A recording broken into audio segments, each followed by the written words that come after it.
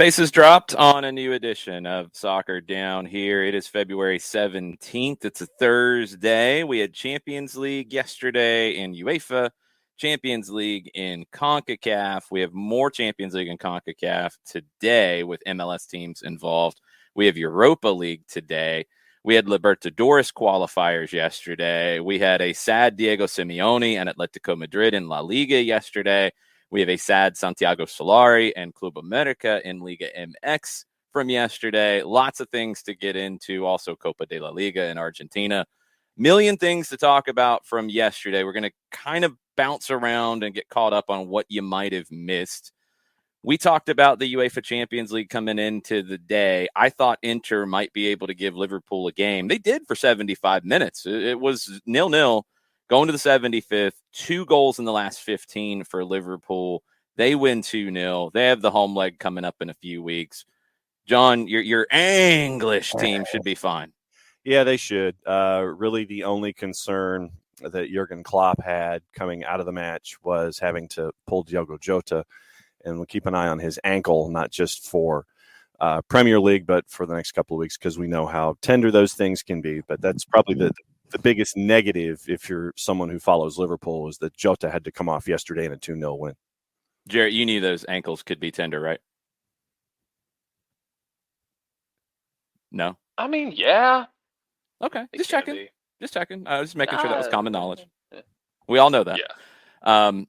Yeah, we'll see if he's back. Give it a few weeks, he should be all right. And the league is, yes, I know Liverpool can cut it to 6 points before City plays and then could extend it further, but I think the league is pretty much what it is. Yeah. He's got plenty of time to rest. Bayern's got some time to think about what they did yesterday, which wasn't a whole lot, and they needed a very late equalizer, Jarrett, to get a 1-1 at Salzburg, who scored in the first half. Good performance from Brendan Aronson, great performance from Salzburg, and Bayern almost lost back-to-back games in all competitions. This is crazy. For the first time since 2019. Yeah, this even a God King can bleed sometimes. You can cut the Russian, I guess, or in this case, the German. Yeah. Somebody's going to pay for this down the road. I don't know who they play next, but somebody's going to pay for this down the road. They lost to Bochum in the league last time. I'm not so sure about anybody paying for anything when it comes to Bayern right now. They will. Eventually, Bayern will wake up. Oh, eventually, sure. But next time. And then someone's going to suffer the consequences of Bayern week. It's Gruther Firth on the weekend. Right, well, Gruther Firth can suffer pretty much on a daily basis in the Bundesliga. So, yes, you might be correct by default, Jarrett, because they're playing Gruther Firth. You might be correct. Although they did lose to Bochum pretty badly. So you might not be correct. We'll have to wait and see. We didn't expect Atleti to lose to last place Levante. They did. Diego Simeone not in a good space these days. We've talked about this over the years. He proved us wrong before. This feels like a different low, a very different low, and they're preparing for Manchester United in the round of 16 in UEFA Champions League next week. 6th loss in 10 matches in La Liga. They're 5th right now, 15 points behind Real Madrid. Forget about the title. They got to get into the Champions League for next year. They did nearly find an equalizer late. There was a foul, an overhead kick was ruled out. Jan Oblak came up at the very end. Header went wide of the post, but it looks like Diego Simeone's time at Atleti might be coming to an end this year. If they don't make Champions League, I think it probably is. And they should give him the opportunity to walk. He's done so much there. If he wants to go, he should go. If he wants to stay, I think he might be a little bit of a glutton for punishment. But I feel like his time of having them competing with Real Madrid and Barcelona, although Barcelona's taken themselves out of that competition lately, don't know if that's going to be for long. I think Simeone might need to move on. I think we're getting to that point. Yeah, and I mean, right now you're in a fight from 4th to 11th. You look at the 4th to 9th. You look at the grid. Barcelona, Atleti, they're at 39.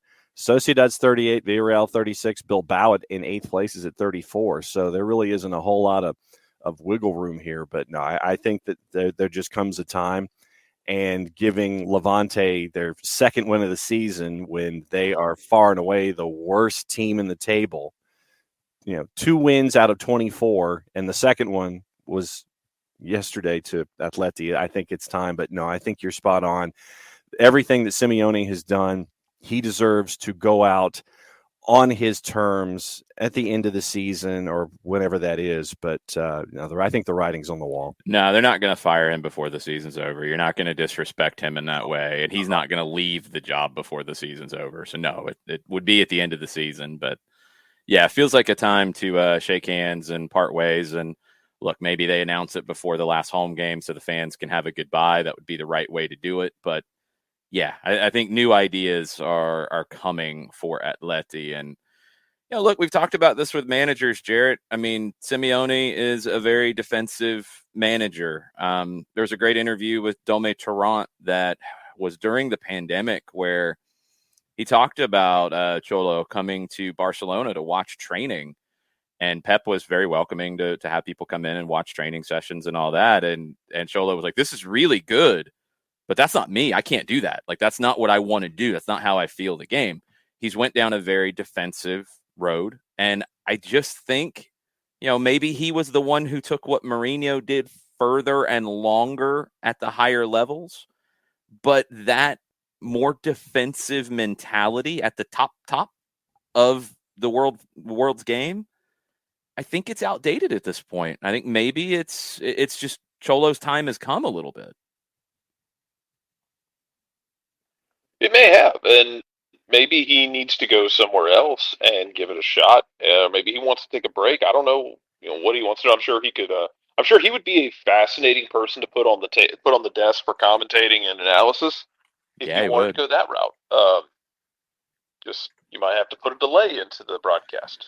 Possibly, possibly, yes.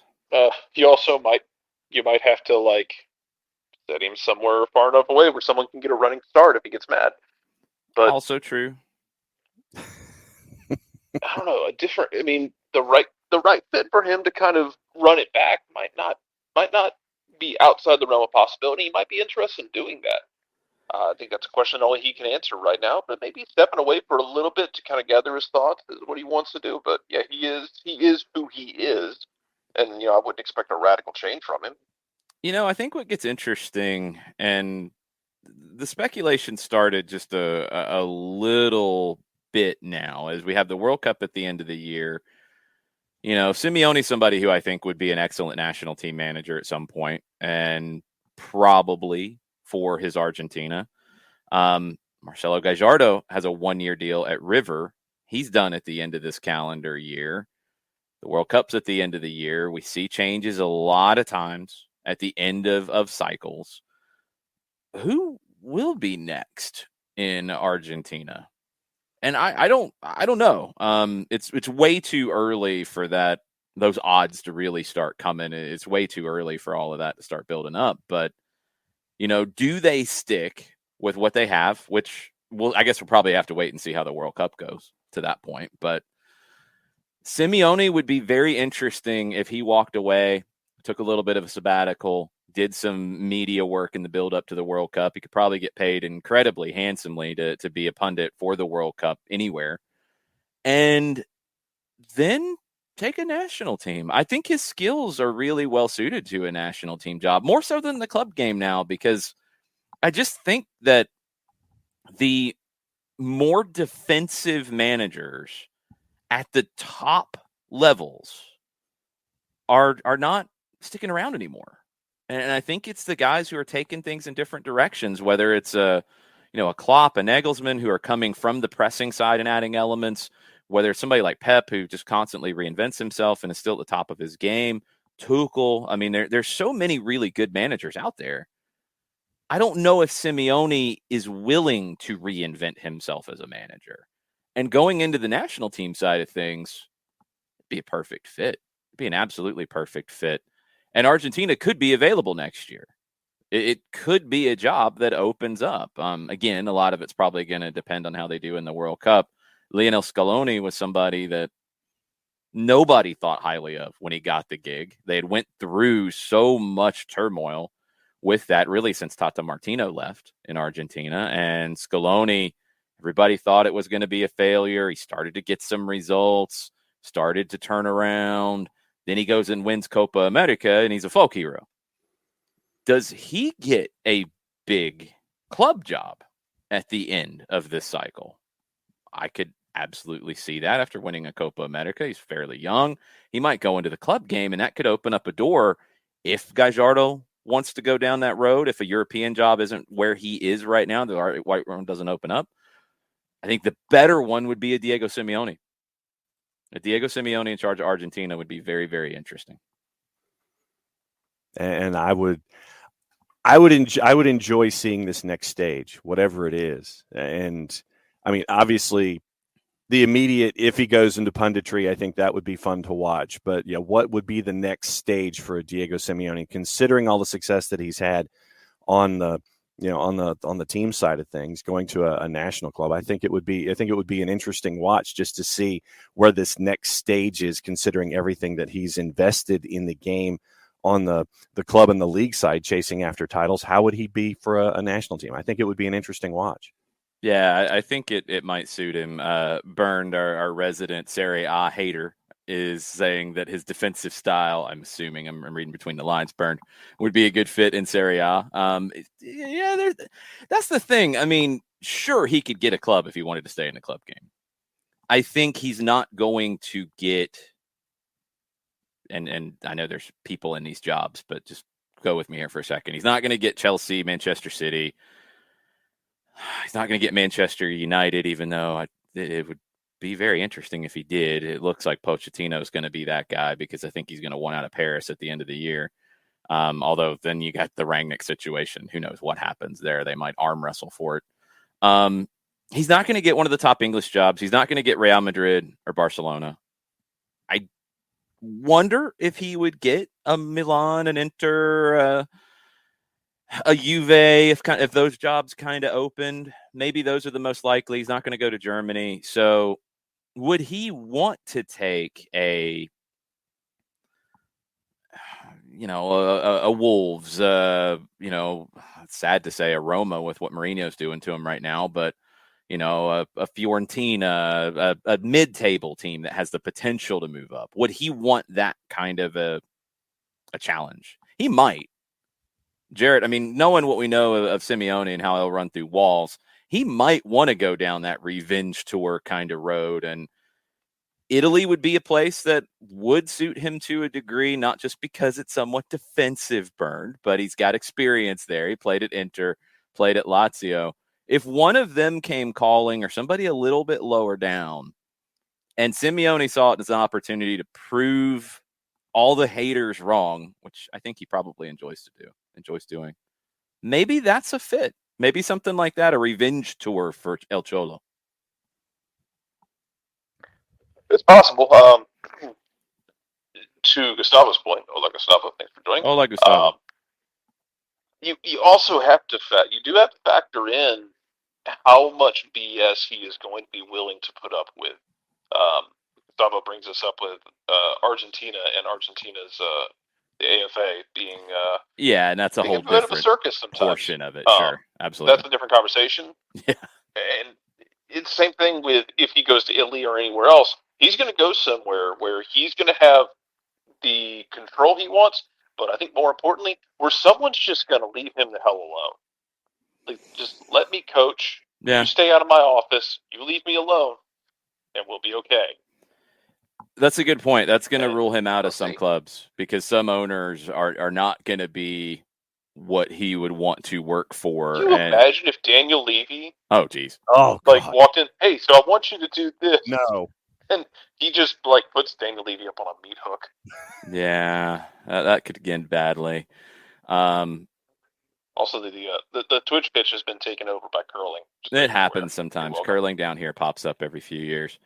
The thing with Simeone and Gustavo, I want to make something clear. Like, I tell you guys all the time how I feel about the game and what I like about the game. It's my personal taste. I got a microphone. Sorry, you guys are here with me. You have to listen to it.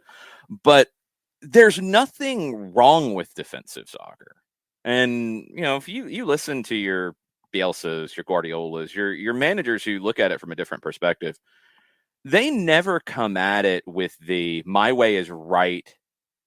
If, Cholo or Mourinho or whoever, their way is wrong. It's never like that. It's a way. And it doesn't suit every team. It doesn't suit every roster. If you take Pep's style and you put it with a team that can't play it, that's going to be a challenge. Probably going to have to refresh that squad, and players are going to have to develop to stay in it.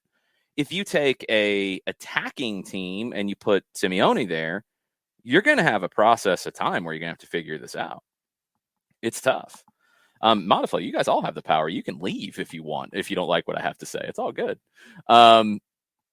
It's a way. I think where I'm at with the more defensive style at the top levels with top teams, I don't think it's as successful as it used to be. I think maybe that day has come a little bit. Now, look, it'll shift back. It always does. I mean, you can go through the history of the game and you'll see very attack-minded, high-scoring. Then it gets very defensive. Then it opens up again. Then there might be a little rule change. There might be a tweak. If they tweak the offside rule, things could really get different. There's so many different things with it. Alex Bassin, nobody's fighting, my friend. Tranquilo. I'm just saying that I think at the top levels, a Simeone style is not going to be successful anymore. And that doesn't mean he can't find something else. Doesn't mean there's not a place for him. There's always a place for defensive soccer.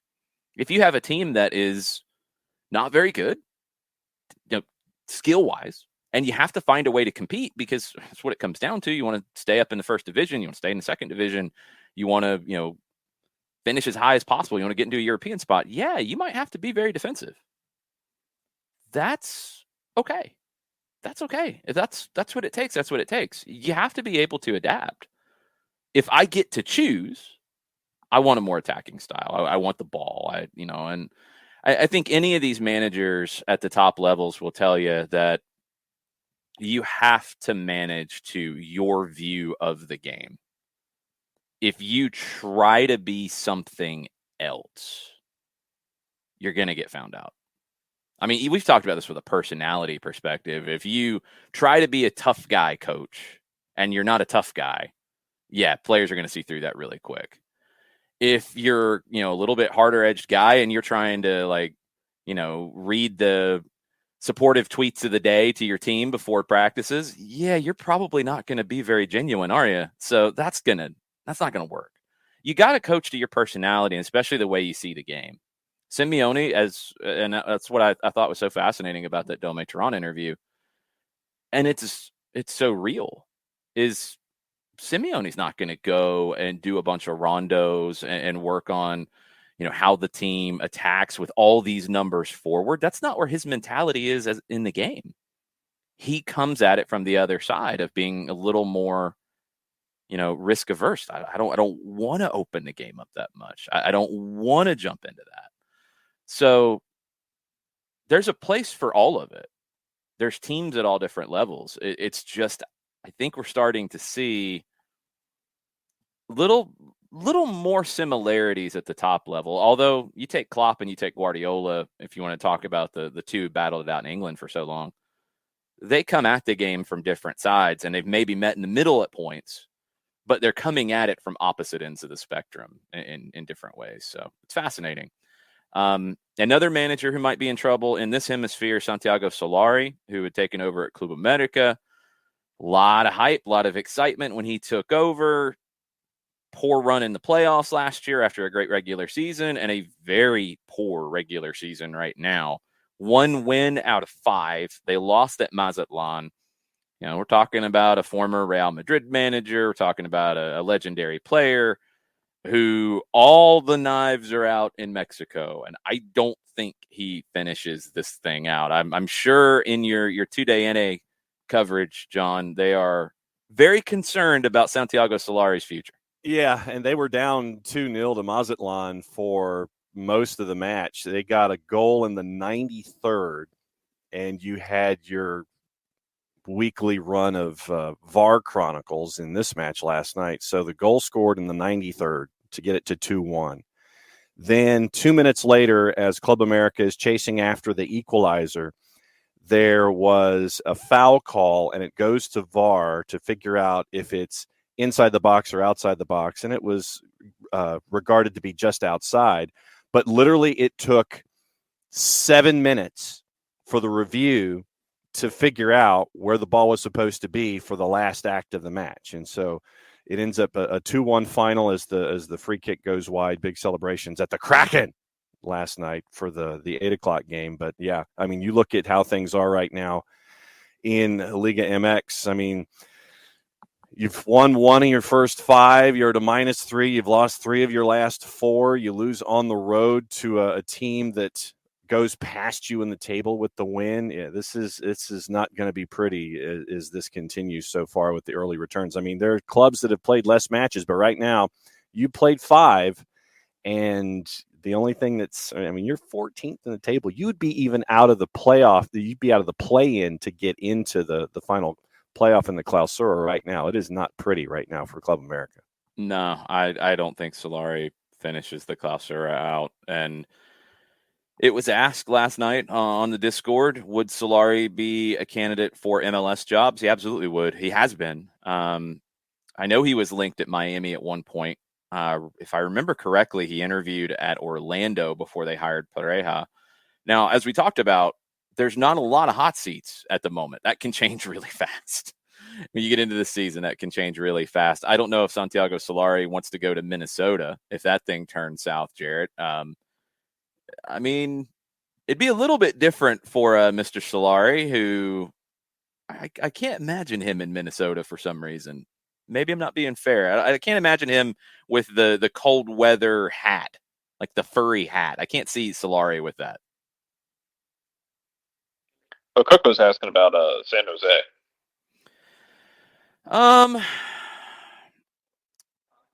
It's possible. He's thinking about it. It's possible. I need to study Solari a little bit more. I don't think of him as a logical progression from Almeida. And that's really the question for San Jose is, do they continue in the same pathway as what you have with Matias Almeida, or do you scrap it and you just hire a good coach?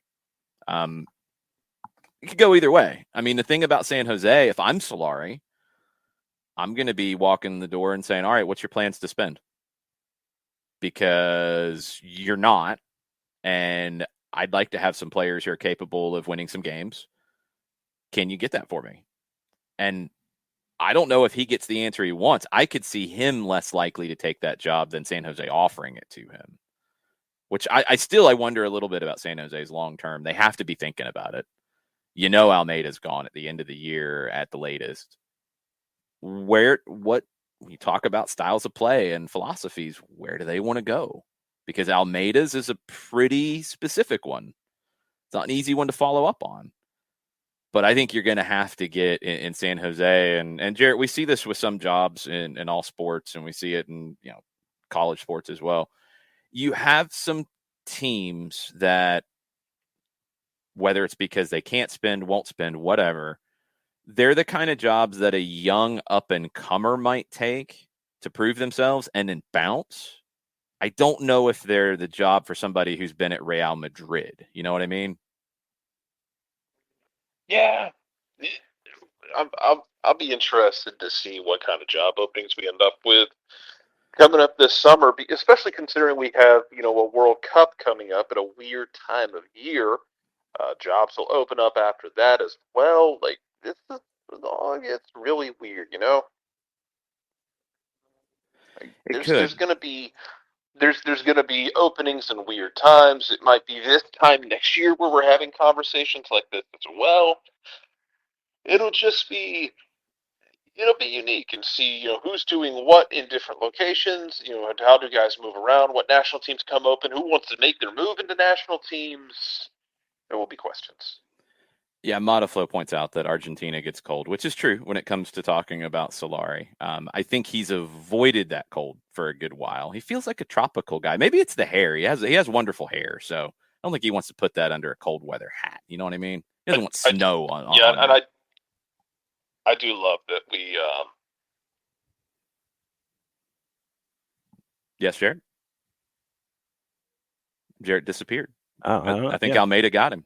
Well, no, and I think. No, there he is. Say it again, Jared. You disappeared on us. Speak, sir. Try to speak. Give it another shot. With Argentina. Mm-hmm. Trying. Yes. Yeah, I love that we do that with Argentina, where we're like, it's South America, it's fine, it's tropical.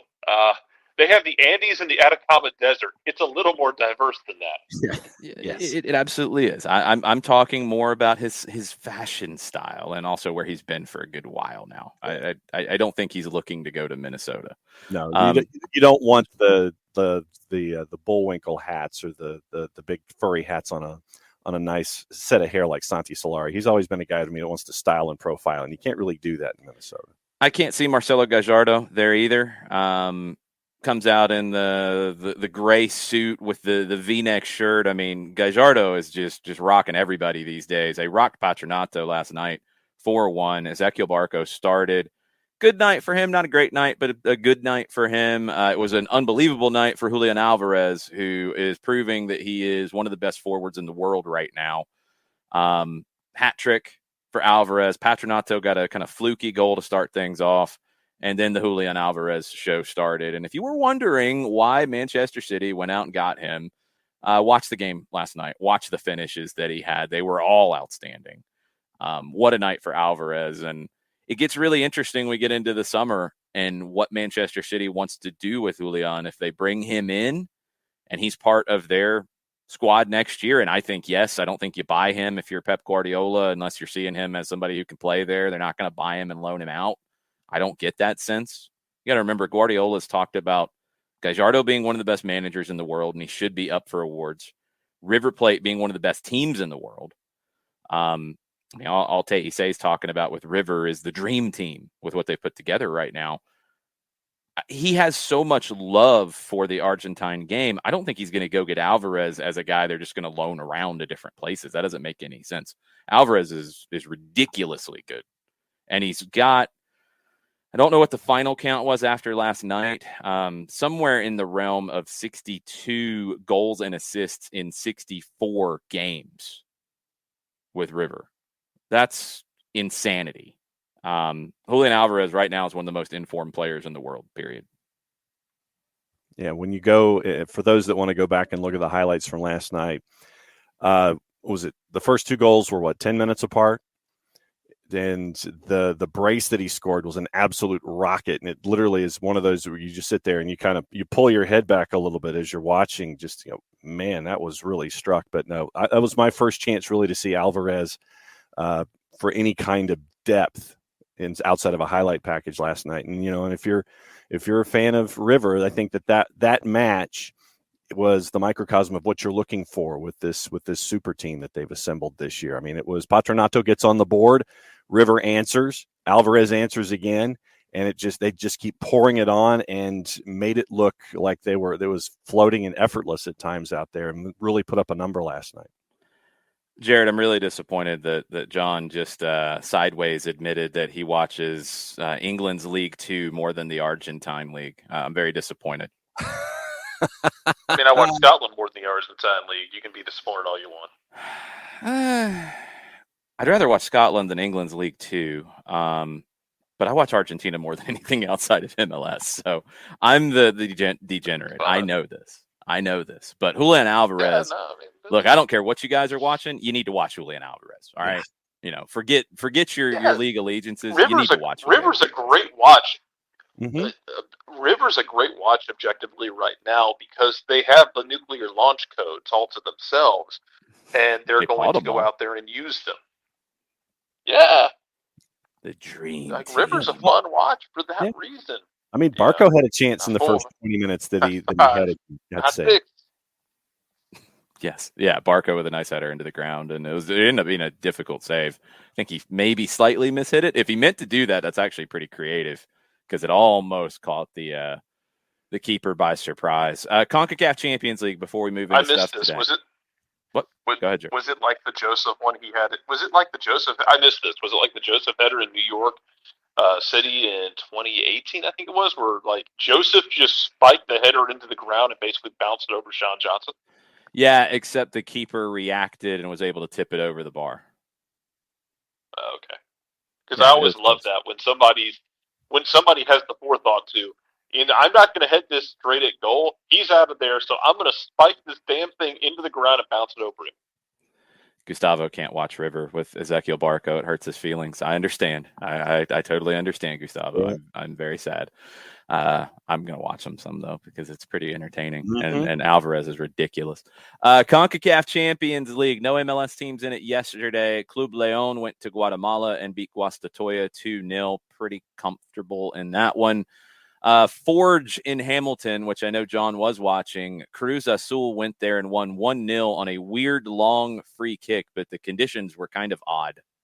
Got worse as the game went on, and it had been a long time since I had seen corner flags literally straight at 90 degrees. I mean, that's how the wind was howling at Tim Hortons last night, and you would see the goal kicks. They would go up into the air, and then they would hit a certain point, and then they would absolutely just crash land at a point. There's no bell curve at all. They'd hit the apex and just absolutely crash to the turf. Wind picked up in the second half. Rain picked up in the second half. It was a meteorological adventure in Hamilton, Ontario last night. Cruz Azul came out of it with a 1-0 win. They beat Forge in that one. It was Forge's first game since early December, so pretty good fight for them in the crazy conditions. Game of the night was the last one, Saprissa hosting Pumas, and the ageless wonder Christian Bolaños with 2 goals for Saprissa. How old do you think Bolaños is, Jarrett? God, playing for Saprissa, man, 17. No, the ageless wonder Christian Bolaños. The other end of the spectrum. You're completely the other end of the spectrum. I'm sorry. Yeah, come on, Jared. Yeah, okay. 42. Not that far off. 37. He's just been playing forever. That's 5 years. That's pretty significant. It feels like he's 42. I would have guessed it around 40. He's still doing the business for Saprissa. Was Ruiz not available at Pescadito? No, Pescadito, that's Guatemalan too, but El Pescadito, he has hung up the boots. It's been a little while. Yeah, and you say that like El Pescadito was not a mercenary in full form. It doesn't matter what country he's playing in. Sure, he played for Guatemala for the national team. That man would have gone to any country in this hemisphere to go and just ruin someone's day. And I appreciate that about it. If you haven't seen the MLS is doing on their YouTube, like legendary players, some highlight packages of them, there is a Carlos Ruiz one, and it is a must watch. He had some absolute golazos in MLS, not even getting into his national team work or anything else, but even had some in the last stop we had with Dallas, where he signed with them at the very end of the season because they had some injuries and scored a pretty big goal for him, if I remember correctly. So Saprissa gets a 2-2 with Pumas. That's a pretty good result. I don't think they're going to be in good position to advance next week, though. The favored teams on the road got good enough results. Pumas is the shakiest one last night. We got games tonight, and they involve MLS teams. We got lots of games today to talk about. Let's jump around a little bit. I am wearing the Napoli shirt today of the legendary Diego Maradona, because it is the Maradona Clásico. Barcelona hosting Napoli.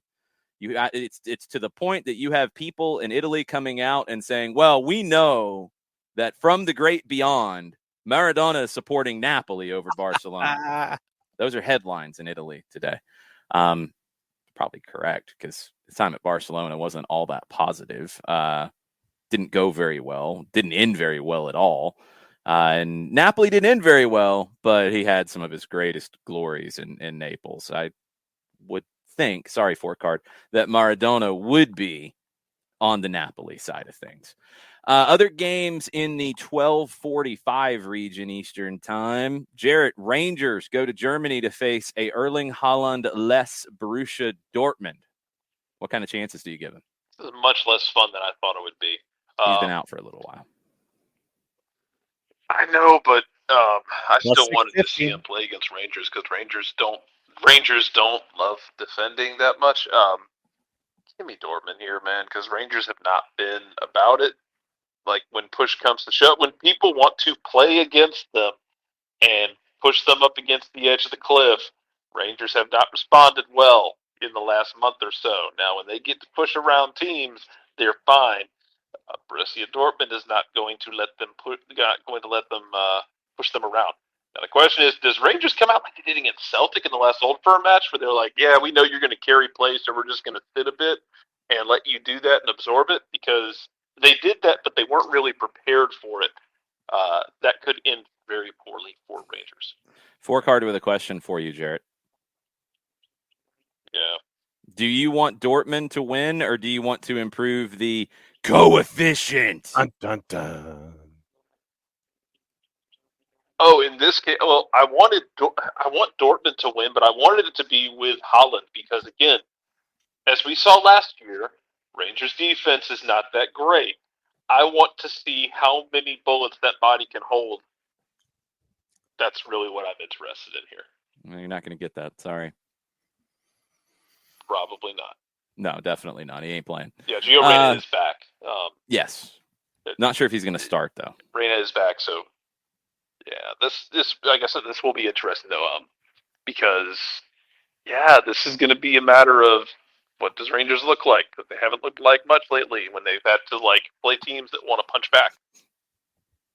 We'll see. We will see on that one. Other Europa League games. Sheriff is hosting Braga at 12:45. Zenit is hosting Real Betis at 12:45. The 3:00 games. Atalanta hosting Olympiacos. Porto hosting Lazio. RB Leipzig hosting Real Sociedad. That's intriguing. Sevilla hosting Dinamo Zagreb. And now let's get into everybody's favorite degenerate competition, the Europa Conference League.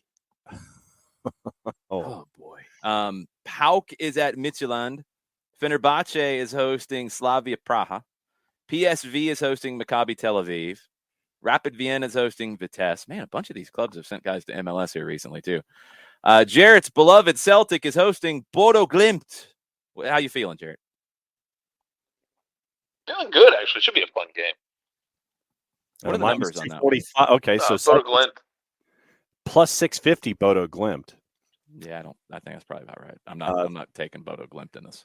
Yeah, plus 385. No, there was the Bodo Glimt's manager was mentioned by some people though as a possible target for Aberdeen, but it looks like he has no interest in leaving Bodo Glimt right now because Bodo Glimt's fun. He said, nah. Somebody told Brendan Rodgers that he is in this competition. He wasn't sure what was going on with this thing, and he's like, why am I playing Randers?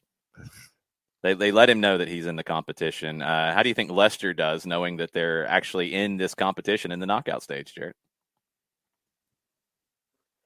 Now that they know they're there, I would assume that they will. Go out there and win. But if they don't, you will hear the laughing from Ackworth. That will be me. Yeah. Again, I won the breakup, Brendan. It took me a while, but I won it. Yeah. A little bit dangerous to bring up a talk sport conversation around here, but I'm going to do it, Jarrett, because I want your take, because I know you're a little salty on this. Conversation in one of their morning shows was about Brendan Rodgers, and he's a very, very, very, three varies, good manager. Question was, does he sit alongside Jurgen Klopp, Antonio Conte, Pep Guardiola, and Thomas Tuchel? Is he that very, very, very, very good of a manager? No, but I'm with you. I don't think so either. He's fine. No, he's a good manager, but he's not that. You know, he's three varies, not four. I mean, he's in the tier underneath them. Yeah, is maybe where I'd put it. He's a really good manager for Great Britain, in the Great Britain concept, and I don't know how many how many Northern Irish managers are at the top level, but I'm assuming he is. I assume he's pretty high on that list as well. So,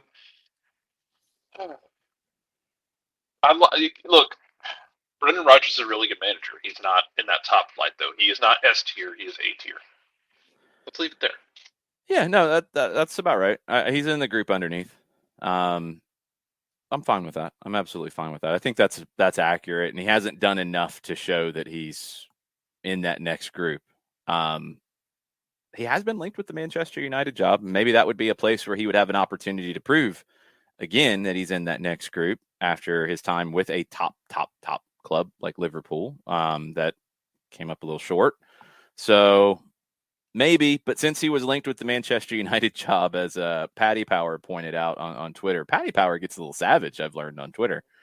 Since being linked with the Man U job, Brendan Rodgers has crashed out of the Europa League, exited both domestic cup competitions, and won just 3 league games. You have to say he's ticking all the right boxes for the Glazers, though. Yeah. Wow. About right. And no, Ricky, I do not have a Gutman jersey in honor of Gutman, the first former Celtic player to play for Atlanta United. If anything, I will find myself a Reo Hatate jersey instead, because I thoroughly enjoy watching that man play. The other two, or Kyogo. The other two Europa Conference League games we haven't talked about are Sparta Praha hosting Partizan and Marseille hosting Karabag. We like the Karabag around here. No one likes Karabag because Andy Considine's knee still hasn't healed because of Karabag. Well, that pitch was like a beach volleyball thing, kind of, awful, with sod over top of the sand, and it's all over the place. It was pretty bad. Anyway, CONCACAF Champions League, Comunicaciones hosting Colorado. If you watched the Guasatoya game yesterday, it was in the National Stadium in Guatemala. That's where Comunicaciones is going to host the Rapids. And Motagua hosting Seattle in the late game. We'll talk about that one with Niko Moreno here in hour number 2. But Colorado's the one. Montreal's a little bit different scenario. We talked a lot about them coming into it. Seattle, New England, NYC, very high hopes coming into this tournament. Colorado is the one that we don't really know where to put them, John.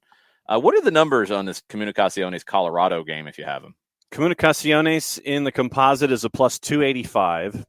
Your draw is a plus 236. Colorado is on the minus at a minus 103. They should be on the minus. That's not a surprise. I wondered how the odds makers would kind of rate the Rapids, because I don't really know how to rate them overall in this competition. They should beat Comunicaciones. If they don't, then Robin Fraser's made some mistakes because they're a much better team. But overall, how good do we think the Rapids are going to be this year? They had a great year last year. They were number 1 in the Western Conference. They don't have any designated players right now. They don't have the superstars that the other clubs that we're talking about have. That doesn't mean they can't be good, but it's a different way. How good can they be in your mind, John, as you made a kind of squirrely face at it? I'm looking at it like this. You know, and Jarrett could probably appreciate this analogy a little bit. Uh-oh. You know, when a Major League Baseball team calls up a pitcher from the minors for an emergency start, and no one has a book on him, and he'll give up maybe 1 run in 6 innings, and everybody's, oh, what a great first Major League start he had. No. Then everybody's got a book on Colorado. What you're describing is been around the Atlanta Braves. Yeah, let me cut this one off a little bit, John, because I know where you're trying to. The analogy doesn't work as well. No, but because what all John the players is describing in baseball sense. What John's describing in baseball sense is peak Atlanta Braves behavior of, the Mets, it wouldn't be the Mets because the Mets can't do anything right. The Reds, The Reds brought up some kid, some 22-year-old who has like a decent fastball and a not plus curveball, and he threw 6 shutout innings because no one's seen it before, and then he gets shelled next time out. That doesn't work. Right, but that's not what's going on here, because you look at the Rapids team. This is why it doesn't work. Keegan Rosenberry was in Philadelphia. Barrios was in Dallas. These guys are well known around the league, and they weren't wanted. Trusty, Abubakar. I mean, we can go on and on. Like, they haven't really developed their own players that are a surprise. They haven't really gone out and gotten game changers from outside the league that people don't know. They've picked up everybody's cast-offs, which is a very different scenario. They've made that work, which is a credit to Robin Fraser. It's a credit to be able to bring the island of misfit toys together and win the Western Conference last year. But you can go through their roster, and their roster construction is so different than anybody else. They brought in William Yarbrough from Mexico, American goalkeeper, but he was at Leon. He bounced around a little bit. Drew Moore was there, left, came back. Keegan Rosenberry was an addition. Danny Wilson was brought in from the outside. Abubakar Keita's new, Columbus. Lawless Abubakar, Columbus. Stephen Betashore, veteran. He's been around all over the place. Lucas Esteves came in from the outside. That's another one. Trusty was Philadelphia. Colin Warner's played for almost every team in the league. Mesquita is one they brought in that's been around. Galvan is one they brought in from Colón in Argentina, who's injured now. Jack Price is their biggest addition from the outside. Price has the potential to have a kind of year where instead of being the underrated guy, he might be rated this year. Jonathan Lewis was in New York. Brian Acosta was in Dallas. Mark Anthony Kaye was in LA. It's just so many guys that they've brought in from other places and made fit. They're known, but they weren't rated. And Frazier has made them a better collection of talent than the individuals. And that's a credit to Robin Frazier. But do they have enough to compete with a Seattle who went out and got Albert Rusnak? Do they have enough to compete with an LAFC with all the talent they have in the attack? Do they have enough to compete with Kansas City with the consistency that they have in that group? They did it once. I just don't know if they can do it again. And in this competition, I think once you get into the next stage of it, because they'll beat Comunicaciones, once you get into the next stage and you're playing teams that are more talented, I think they're gonna struggle a little bit because they don't have those game changers. And if the bracket, if they're low left on the bracket for CONCACAF Champions League, if Chalk works its way through, they'd be playing NYC in the round of 8, wouldn't they? Yeah, and I don't think they beat NYC. Right, and I didn't think that if they would match up against NYC in this tournament, I would have had NYC in the round of 8. Yeah, I don't think Colorado is good enough to beat NYC. I really wonder where Colorado falls this year. They can be a playoff team, absolutely. I think they are competing with the LAs who missed last year. I think they're competing with the teams who barely got in last year and the teams who missed in that 5, 6, 7 range is what they're looking at. I think they're going to get passed by a few other teams. I just don't think they quite have enough. They're going to lose Trusty in the summer. They need a goal scorer. I mean, that's the biggest thing. If they go out and get a number 9, well, then maybe we're having a different conversation. They've been a little bit of the goal scoring by committee, Jarrett, with Rubio, with Shinyashiki, with midfielders getting goals for them. If they could go get a 15-goal-a-year guy up top and spend a little bit of money with some of the allocation money that they've brought in, then maybe we're having a different conversation about Colorado, but they're not going to do it before the season starts. That feels like maybe a summer move for them if they do it. Yeah, it does, and that's kind of, I guess, been the question of, do you want to build this team like this and then go splash on one guy who can, get you a bunch of goals and just have to try to be that guy? Because it feels like it could work for them, but it has to be the right fit, I think. I think it is a culture thing for them, and that's not I don't mean that in a bad way. Just, you've built this team a certain way, and it works, so you don't want to upset the apple cart. Yeah, I think you just need that cherry on top of the cake here, or the pie, depending on what you like better. I think they just need... It just has to be the right cherry. It has to be the right fruit. Yeah, that's true. You don't want to put a kumquat on top of a slice of apple pie. Well, if you're going to get a kumquat, you're probably going to the English League too, and that's not going to work. I think you might need to go elsewhere to get a more vibrant fruit. Right, and that was the other element in this for me, is if you're chasing after that 15-goal scorer, knowing their economic model, I mean, they're going to have to be, they're not going to Now, Stan Kroenke's not going to sit there and open up the piggy bank and sit there and say, yeah, go chase after a guy that we can have for, you don't have to spend. You don't have to spend like that to get one of those. And that's the key, is that looking for the guy that's going to fit what Robin Fraser has built in all of this. And that's the key. It's the kumquat analogy. Yeah, to a point, but it's not like they're playing a difficult tactical setup that you can't fit somebody into. Again, they're the island of misfit toys. I think Fraser's done a really good job of adjusting to what he has. This isn't going into Philadelphia or going into Red Bulls or going into San Jose, where it is a very specific type of player. I think you're going to get somebody who can score, period, if they are going to go do that. And you can make that work. You're not asking for somebody to do the things that a pressing forward would do, for example. It's not that rigid. Let's not put too much there on it. Watch Colorado. It's not like it's boring, but it's not a rigid tactical setup. So you don't have to go spend $15 million.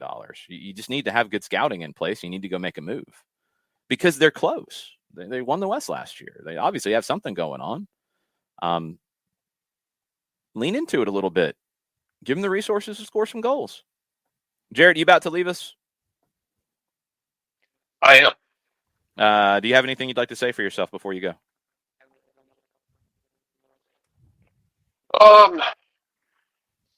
No, not really. Find the right. Enjoy the games. Of course. Yes. Find the right. Find the right fruit for to complete the dessert of your choice if needed. Enjoy the games, especially Europa Conference League should be dumb and wonderful because you're gonna get like some really good team that gets smacked in the face. It's gonna be hilarious. Yeah, it's definitely Well, fun. I say really good, I mean high profile.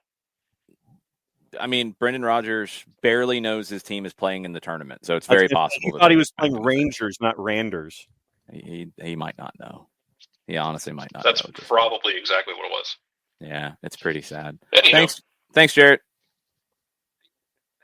You're welcome. See you. Bye. All right, John, tell us about our good friends over at Eliminize. I can certainly do that. Eliminize Service, proud sponsors of everything SDH for odor-free, clean, fresh air. One place you need to go. For those watching on Twitch, there's a QR code over my left shoulder for Eliminize Service as well. Deodorizing enclosed spaces like houses, apartments, and condos. Eliminize has created a customized solution that eliminizes all organic odors, like those from pet cigarettes and food. Realtors and property managers use Eliminize Service to eliminate bad odors to help them sell or rent their homes that much faster. It's a turnkey process. It makes it easy to work with realtors and property managers if that's the road you need to go down. It's kind of the environment offering a green way to get rid of odors without any kind of toxic residue. Different from the masking agents that we have under our sinks that just take care of the odor itself and not attacking the actual problem. It's a proven scientific formula that destroys odors down to the molecule. Pricing very, very easy, either by the cubic foot or parts per million, whichever works for you to make it that much more affordable, offering results in 24 hours or less.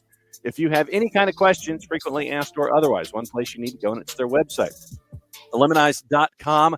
And to let them know what part of the world that you are talking to them from, put a /Atlanta behind the .com when you're entering it in your line there on the computer, when you're punching in your URL, ELIMINIZE.com /Atlanta, eliminize.com /Atlanta for odor-free, clean, fresh air. Eliminize Service, proud sponsors of everything SDH. Not bad. You are really stretching that one out, I'll tell you that much. Well, it is only one read. So you have to take up a whole lot of time with it, is what you're telling me. Taking up the 2-read timetable with the 1 read, yes. Oh, that's not how it's supposed to go, John, but anyway. Sean misses the OG ads. I don't know which OG ads you're talking about, Sean, but we'll take some questions like that, or statements even. We'll do both. But we're going to do that for just a little bit here. Niko Moreno will join us at 10:30. Want to hear about what Seattle made their big announcement on yesterday, a big new training facility. Maybe, and there's been some whispers about a refreshed brand for the Seattle Sounders. Would love to hear a little bit more about that. Sean asks, do you think Ralph Rangnick is safe for the rest of this season? Is he gone if they finish 5th? Yeah, they're not going to fire him this season. I can't see that happening because I can't see who they'd replace him with and make it work. His job was only as a manager for the rest of this season. This thing is the most convoluted hire I've ever seen in my life. It was a 6-month managerial interim gig and then a 2-year, allegedly, reportedly, but we don't know to what level, consultancy of something after that. Now, we've seen consultants who are basically told to stay away, submit your ideas to consult with us via memo, and we'll get back to you. We've seen consultants who are basically running things. I have no idea. I mean, he's the one who first media availability said, I might just recommend to hire myself. He's not going to get hired if he finishes 5th. Forget that. If they finish 4th, does he get the job full time? Maybe. It's possible. It's so confusing, the conversation around Manchester United. Rangnick is there. He's trying to get them to play a certain way. They don't have the players to play that certain way. You're hearing all the friction. Gary Neville saying, we know who's leaking news. You guys are bad, bad, bad. We know. There's all leaks all over the place. We don't like this guy. We're calling Chris Armas Ted Lasso because he's the American guy, which is a really stupid thing. But anyway, we don't like these training sessions. We don't think Rangnick's the guy who can do it because he's never done it before. All that's getting said. Then you get transfer rumors of Paul Pogba, maybe yes, maybe no, maybe in somewhere else in the Premier League. You get these guys that are Rangnick kinds of guys that are being linked. You get people who are not Rangnick kinds of guys being linked. You get Pochettino's name thrown around. You had Brendan Rodgers' name being thrown around. It is the most ridiculous club going right now because it is like a bad middle school lunch table. Doesn't make any sense. And everybody's talking. Who knows? Ralph Rangnick could be the president of the club next year. He might be on the street. I have no idea. But if they finish 5th, he's not going to be running the club next year. And I don't think he gets fired before this season's over because he's there on an interim, and I don't think they can really replace him internally at this point anyway. So I think they're stuck with him for the rest of the year, and we'll see if he can get 4th. If he gets 4th, is that enough for him to hire himself or recommend that they hire himself or whatever? I don't know.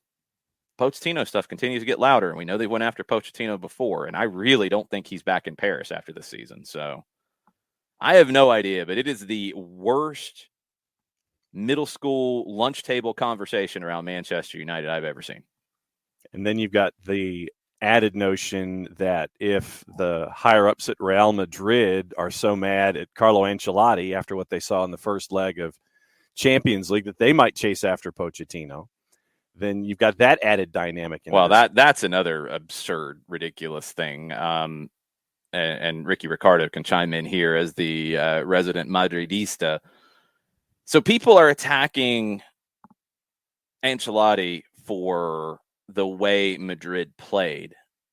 What Ancelotti said after the game is 100% correct. You got to give PSG credit here.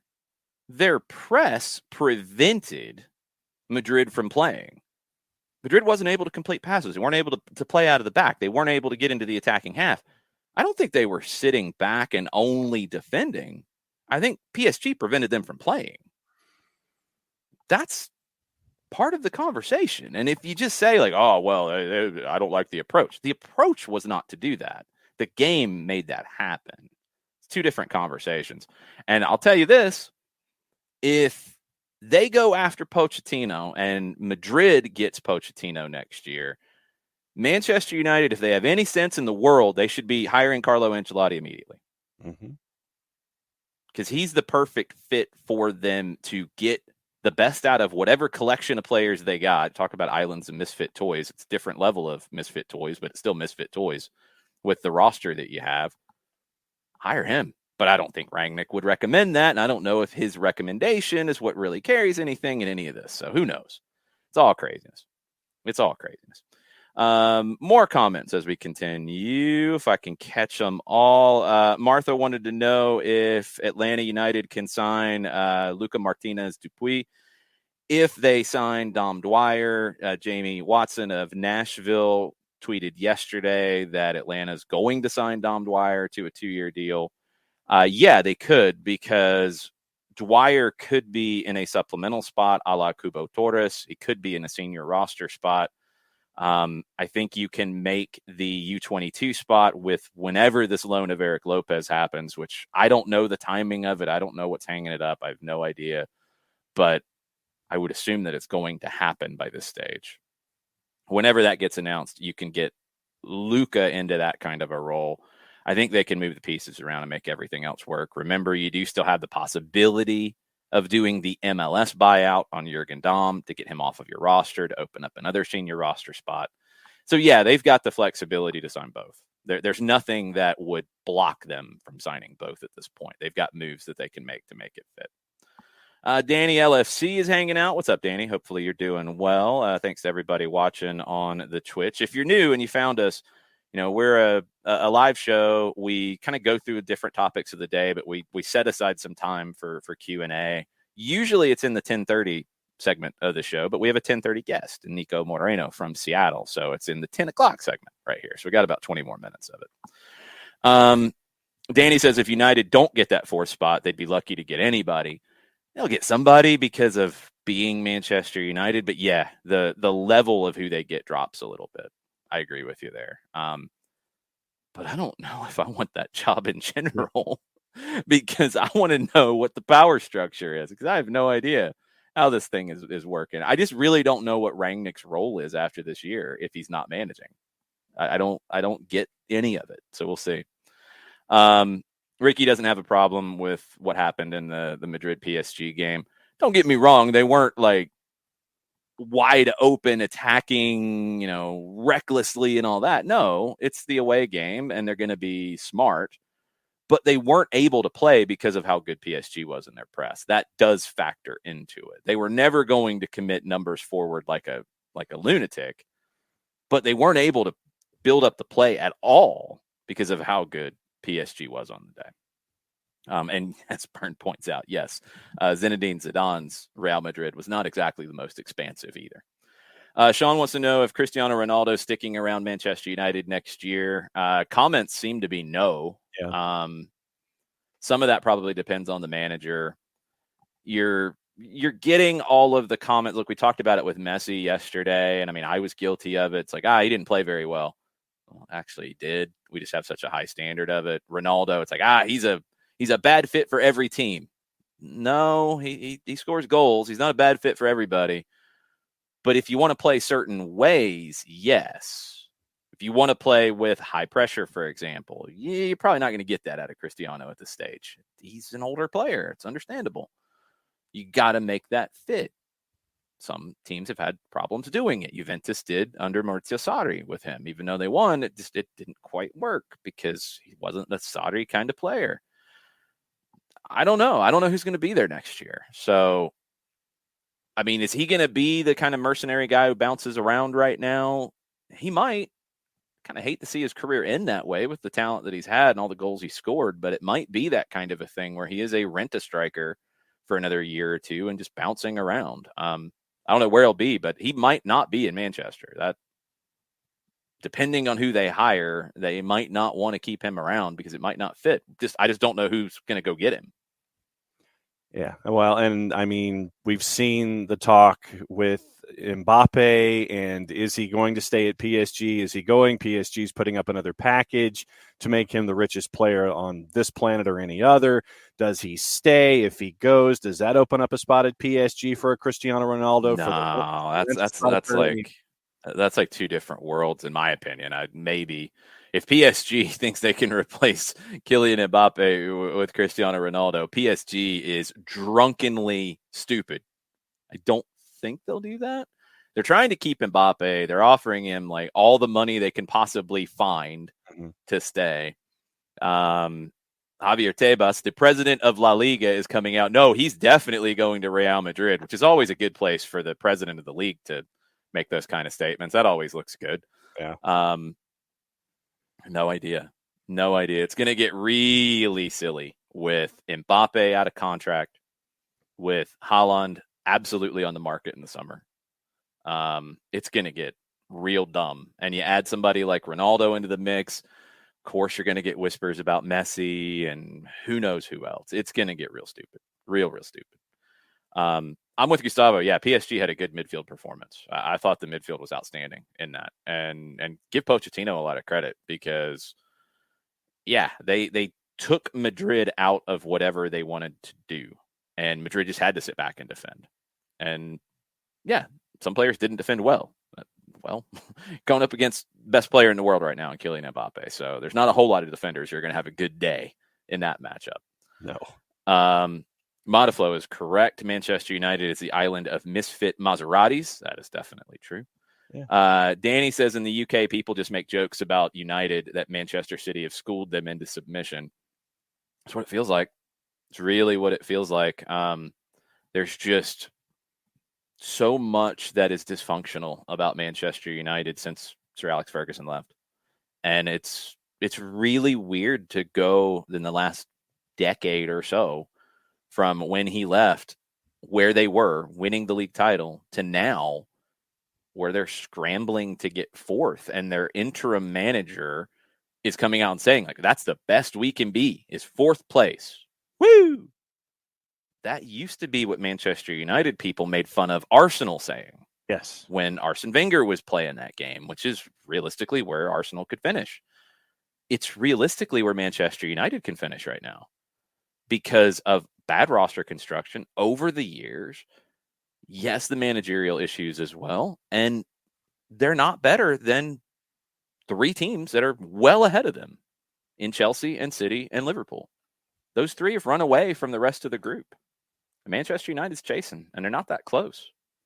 They're going to have to do a lot of work to rebuild that roster. As much as getting the managerial appointment right, they got to get the roster right. That's the biggest thing. Emilio's concerned with Dwyer's second guaranteed year. Again, first off, Emilio, it's being reported that way. It hasn't been announced that way. So let's slow down on the concern. And two, I mean, that might be what it takes to make the signing happen. I don't know. You got to make sure that that's the move you want to make. He's not that old, so I don't think it's an age thing. And if he comes in and does what you're expecting him to do as a backup, give you 5 goals. Take 5 from my backup striker, because he's probably not going to play a ton if things are going well. If there's an injury or something and he plays a lot more than we're talking about, then we're having a different conversation. But right now, the role he's being signed for, if he scores 5 goals, I'm happy. And yeah, I'll give him another year to do it because he's not up there in age. He just has had a couple of bad years. He needs to come back and do well. If it takes guaranteeing the second year to get him, and he's the guy that you feel like you should go get, yeah, you can make it work. They've got the room and they've got the ability to maneuver in the cap to make those things work, especially if he's on a supplemental roster spot and it's a 2-year guarantee, then that's fine. You can easily make those maneuvers work. So it's on paper, nothing to worry about. It all comes down to the performance. If he plays well, people will be happy with the guaranteed second year if that's how this deal goes down. If he doesn't play well, then people won't be happy about it, which is the same for any player that we talk about. You know, that's just what it comes down to. Gustavo says, I wanted a local forward with good MLS experience. Dom Dwyer's the answer. On paper, he is. He absolutely is on paper. I'm not that negative about the signing at all based off Dom Dwyer's history, playing for Orlando, playing for Toronto, being a guy who can get under your skin a little bit. I like having those guys in my team. I have no problem with that. It's part of the game, you know? Ozzy Alonso's been that kind of a guy too. And again, I like having him in my team. I like to see that. So if Dom Dwyer is the backup who is asked to come in certain situations, there's not going to be a moment that's too big for him. He's won a league title in this league. He's been a top scorer in this league. He's got national team experience. Nothing's going to be overwhelming to him. And I think the thing about Dom that gets underrated a little bit is he is a guy who can connect the team. And we saw a little bit of it in the game in Guadalajara. And he'd only had about a week of training with them around that. He can connect. And that's what you need out of your striker. You need a striker with Atlanta United to play the way that Gonzalo Pineda wants to play, to not just purely be a target, to not just purely be a number 9 who stands in the 18, to be somebody who can drop in, link a pass, maybe draw a foul in the middle third, those kinds of things. And I think he fits that bill. The thing, too, that I think gets lost in the shuffle a little bit with Dom, and you got to think back to earlier in his career, he really came to the fore on a loan from Kansas City to Orlando when they were USL. He played with Rob Valentino there. Rob was the captain of Orlando City at that time, if I remember correctly, and Dom was there on loan. So you've got that relationship already. And I believe Dom's always spoken pretty highly of Rob. So that's going to help this as well. And I really do think Dom is a guy, he's a different body type, but a similar kind of player that you would like to see Jackson Conway turn into. And I think that could be a really big help for somebody like Jackson and his development. So no, there's a lot of positives about it. But ultimately, any move is going to be defined by the production. We can go through the positives on the pros and cons sheet all the time and find the pros that make it a good deal. Comes down to the production. And if he can give you, seriously, 5 goals with the amount of time that I think he'll be playing, I'll take it in a heartbeat. I will absolutely take it and be happy. So we'll see. But I don't think it's going to limit any other potential moves. I don't think it's going to get in the way of that. Let's see. Non-Tox wanted to know. This is a good one. Curious about what you guys think Aaron Long's World Cup role will be. Coming back from injury, obviously somebody that Greg Berhalter really likes because he brought him into camp even when he hadn't played with the Red Bulls coming back from the injury.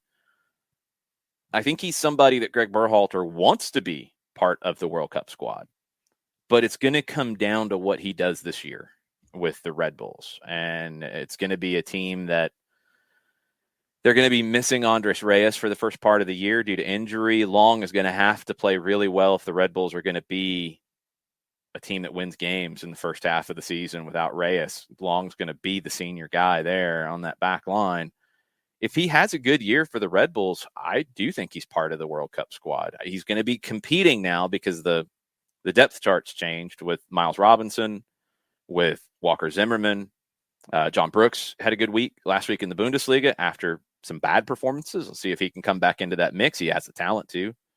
He should be in that mix. Mark McKenzie. There's a bunch of guys. But Aaron Long, I do think, is somebody that Greg Berhalter right now, if you ask him off the record, does he hope that Aaron Long plays his way into a World Cup spot? I think he would answer that as a yes because he's somebody that he values. You're coming off an Achilles injury. I think we're looking at 9 months ago that he suffered it, and he was in the camp in Arizona, and he was pleased with his progress. As you're trying to get back into playing shape and endurance and all those kinds of things, and that was a month ago. So with this recovery, with this camp, there's reason for optimism. But yeah, I think it comes down to how this translates over a full season with Red Bulls and how he ends up with the continued rehab and getting back into shape. But no, I think that the depth chart is there, and I think that his output obviously is going to determine his availability in it, but I think that you need his experience there when it comes to the situations that you're going to need someone like an Aaron Long in. And everything so far with Aaron Long has been optimistic with his activity. So let's see how it translates into an MLS season and how that parlays itself into the possibility of more camps and representing your national team. He's got to outplay at least one, maybe two of the guys in the pool. I think Robinson is pretty much a lock. Zimmerman is close. Brooks is on the outside looking in right now. I think Long's got to outplay Brooks. He's got to outplay McKenzie. They're in different leagues, so it's going to be a subjective thing, but he's got to pass some people coming back from injury. I think he has the potential to have a World Cup role, though. I do. Mm-hmm. Storm Chaser Kevin asking if Gio Reyna is playing today with Dortmund. I haven't seen anything about possible lineups, but he was supposed to be available. I would assume he's coming off the bench. I'd be pretty shocked if he got the start after the length of time he's been out. So we'll see. Byrne, also going back to Aaron Long, says Brooks has been playing well lately, made the Bundesliga team of the week. I saw that. Long's going to have to outplay him and probably somebody else. It might be tough, but there's a long way to go. Long way to go before that roster gets announced in mid-October, late October. Not sure when they're going to finalize it, depending on things. There's a lot of time. A lot of time. Gustavo wants the two finished old men on his team, Messi and Cristiano. I want Messi, obviously, on my team. I think he contributes in more phases. It's easier to incorporate a Messi into a team right now than it is a Ronaldo. Although there's a lot of teams that can use somebody who can bang in the goals, like Cristiano Ronaldo. So it's just, you have to, I think both players, you have to shape your tactics to get the best out of them at the stage of their careers. I think maybe you have to be a little more limited in what kind of role you give Ronaldo than you would to a Messi. So I think Messi just has more flexibility in playing more places. There's a lot of teams who'd like to have both of them. Absolutely. No question about that. Let's see. Ricky says Mbappe coming to Madrid is the worst kept secret. Well, the report's out there this morning, all over France. Miguel Delaney had some of it. The Independent is on it out of England as well. Kylian Mbappe is considering a new proposal from PSG to make him the highest paid player in world football. Basic wage far in excess of £500,000 per week, closer to £1 million per week. Good grief. Mm-hmm. If they're going to open the piggy bank that far, then it might be hard for him to walk. I do think he still ends up in Madrid. I would be surprised. I would not be surprised if you told me that he's already got a signed agreement with Real Madrid, that they're just not announcing until after this series is over. Right. Wouldn't be shocked. Despite him saying, I haven't made up my mind. Yeah, you have to say that. Playing the game publicly. That's what you have to say that. You don't want the PSG ultras outside your house. No. You have to say that. Yeah. Danny, back to Manchester United as we bounce around with some questions for about 5 more minutes. Scouting at Old Trafford is non-existent. Ain't that right? Player development too. Ain't that right? He says, look at Rashford. He's evolving in reverse gear. Some of it's down to all the coaching changes too. But yeah, it's a problem. It's a problem. They got away from what they were. And look, it's always hard when what they were is defined by one singular legend. And that's what Manchester United was under Sir Alex Ferguson. Barcelona had this problem after Johan Cruyff left as a manager. Now, they had enough of a foundation to still find ways to win some. They had it after Pep Guardiola lost too, after you still had a foundation to win some. But you get away from that when you have that one figure that does it. And as Nick Khalifi has said, if Manchester United is actually creating a plan here to have a definition of who they are, Ralph Rangnick's that kind of a guy. But there's just so much crosstalk about what direction they're going next that I don't buy that they have that plan. But if they do, yeah, he can give them a vision and a plan and a long term. I would then question, does it work at the elite? As we talked about earlier with Diego Simeone, can you be that rigid of a tactician as Rangnick is, with a philosophy and a way of playing? It only fits certain players, and you're going to have to develop players to fit that too. And that's a process, and that takes time. Does a club as big as Manchester United want to go through a process like that takes that time? And do they want to play that style? Because style does come into this for some clubs. It has in the past for Manchester United. Style has been a big part of the conversation. That would be a very different style than what they've ever had. So I just don't think they have a plan. I don't think they have anybody actually at the wheel. Ole was at the wheel, according to some. I don't think anybody's at the wheel. I don't think anybody was at the wheel when Ole was there either, because they didn't give him enough to work with. Somebody's got to grab the wheel. We'll see if they do, because it's a mess. Okay, trying to catch up on a few more here. Jason Nick says, a Leicester fan, I'd take fourth. Yeah, and that's where I get it for a Leicester fan to have that feeling. I get it for Leicester to have that feeling. I mean, just make sure, Jason, that Brendan knows he's playing in the Conference League right now. Okay, make sure he's ready for the game today. Make sure he knows. But yeah, no offense, it's a different conversation for a Manchester United and a Leicester City. At least it used to be. Maybe it's not anymore. Maybe we are trading on old glories. I don't know, but it should be a different conversation, I think, when you talk about the revenues that come in, you talk about the money that's being spent. Yeah, I think it should be a different conversation, but it's not right now. Emilio, yeah, Kubo was younger than Dom Dwyer, absolutely, but I don't think Dwyer's at a point where he can't play 2 more years. That was the point I was making about the age. He's not 37. You know, he's got 2 years in him for sure. He's got more than that, I think. Yeah. But if it takes the 2 years to get the deal done and he's your guy, then that's who you need to get. So you need to go get.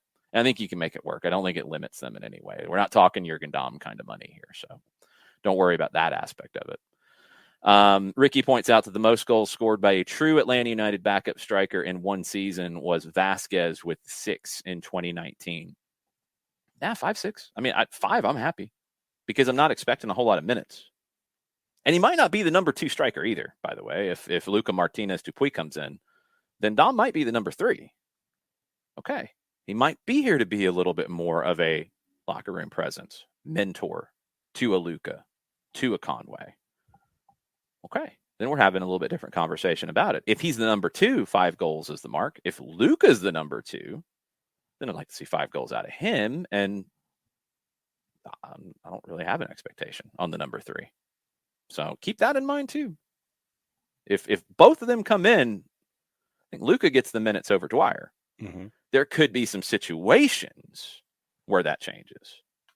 There could absolutely be some switches in that. But if both of them come in, I think Luka's your number 2. And then that changes everything. Gustavo misses the Jacob Peterson effect. That's a good shout. That's a good throwback. Peterson was clutch in that first year off the bench in some of those moments. If Dwyer can give you that, I am thrilled if that's the case. Mm-hmm. I'm going to try to go quickly here and see if there's anything else to grab. Tafka, sorry your phone's struggling with the broadcast today. It's buffering every 20 to 30 seconds. It's not my internet this time. Mine's good. The people aren't working outside. Mine's allegedly good. Yeah, mine's good. Non-Tox asked Burned about Cameron Carter-Vickers' future with the U.S. men's national team. I think he's got one. I think he's further down the depth chart than Long, and some of that's familiarity. And look, it's part of it. I know people bang on Greg Berhalter about that all the time. Every coach has that.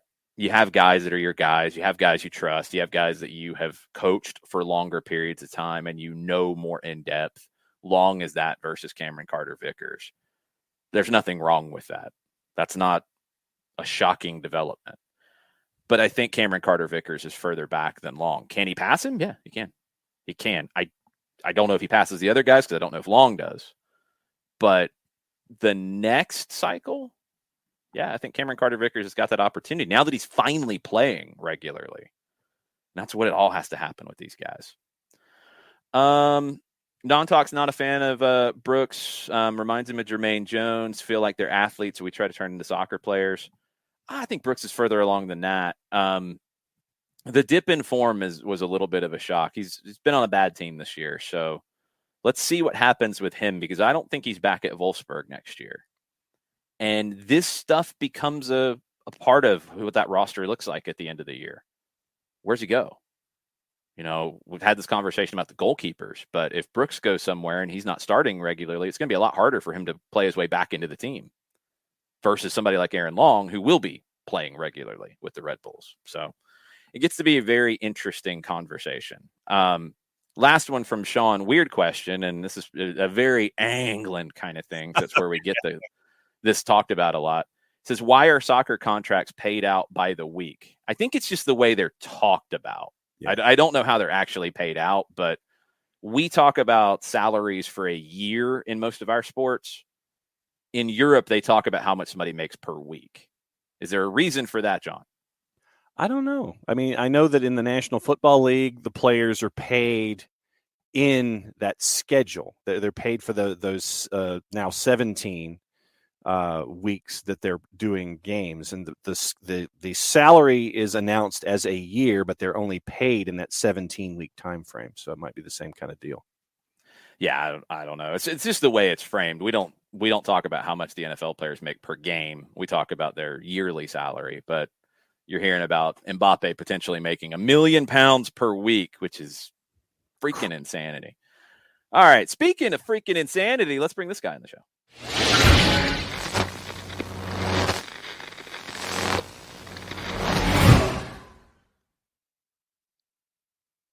Niko Moreno joining the show. What's up, Niko? How are you? What's going on, my guys? Everything is good. The coffee is flowing. It's a nice little morning here in the Pacific Northwest. We had some fun games last night, for which I was up late for. Getting a look at some of these other CONCACAF teams, and big news in Seattle all week long. It's been a good one, guys. So excited to be on with y'all. Yeah, tell us about what's going on in Seattle. This is a really big deal. I think we forget that Seattle hasn't been in their own training complex. Starfire's not theirs. It's a great complex. It was anyway. It's not like what Atlanta has. It's not like what New England just built. It's not like what Kansas City has recently built. What Charlotte's doing, St. Louis, it's an arms race, and we see this in college football. Seattle's got to compete, and man, this thing opens up. Yeah, they're going to be competing pretty well. Yeah, it's good to see the initiative. I really love the way Adrian Hanauer and of course Seattle Sounders as an organization kind of made you excited about 50 years, right? A march to 50 years, right? 2024, this team will be 50 years old. And what better way to celebrate that than by providing this protagonist of MLS, a globally known team today, with a state-of-the-art facility somewhere where players have the ability to focus on their craft, where there are going to be medical centers.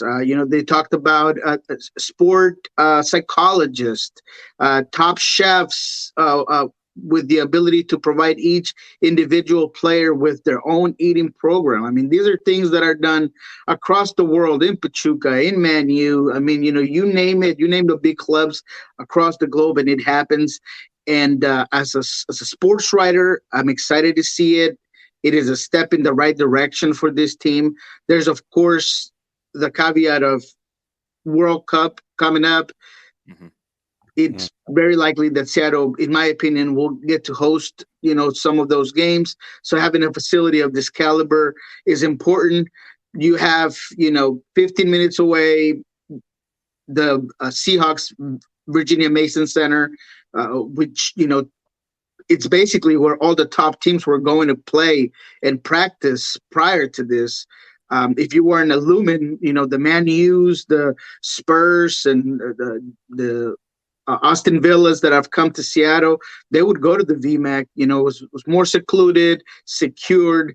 It was interesting because if there is one cool aspect about Starfire, is that it was so approachable for the fans. We know that there's a connection beyond anything else in MLS, in my opinion, between the Sounders and the fans. And you were able to come up to Brian and Raul, and there were people that would take pictures with players every day. I mean, they were getting better pictures than I would sometimes. I mean, it was insane because the fans are so committed to being part of this movement of this organization.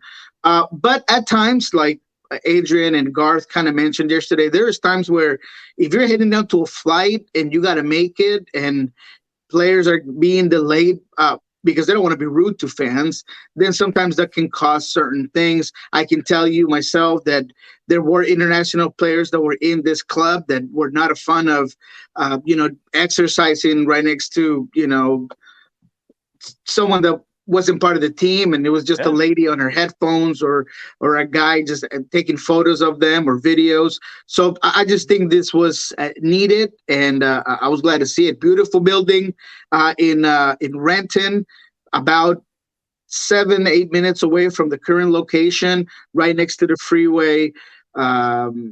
plenty of space to expand. I mean, we got to do a quick tour of the building, where it was at, where the locker rooms are going to go. And it's just great to see it.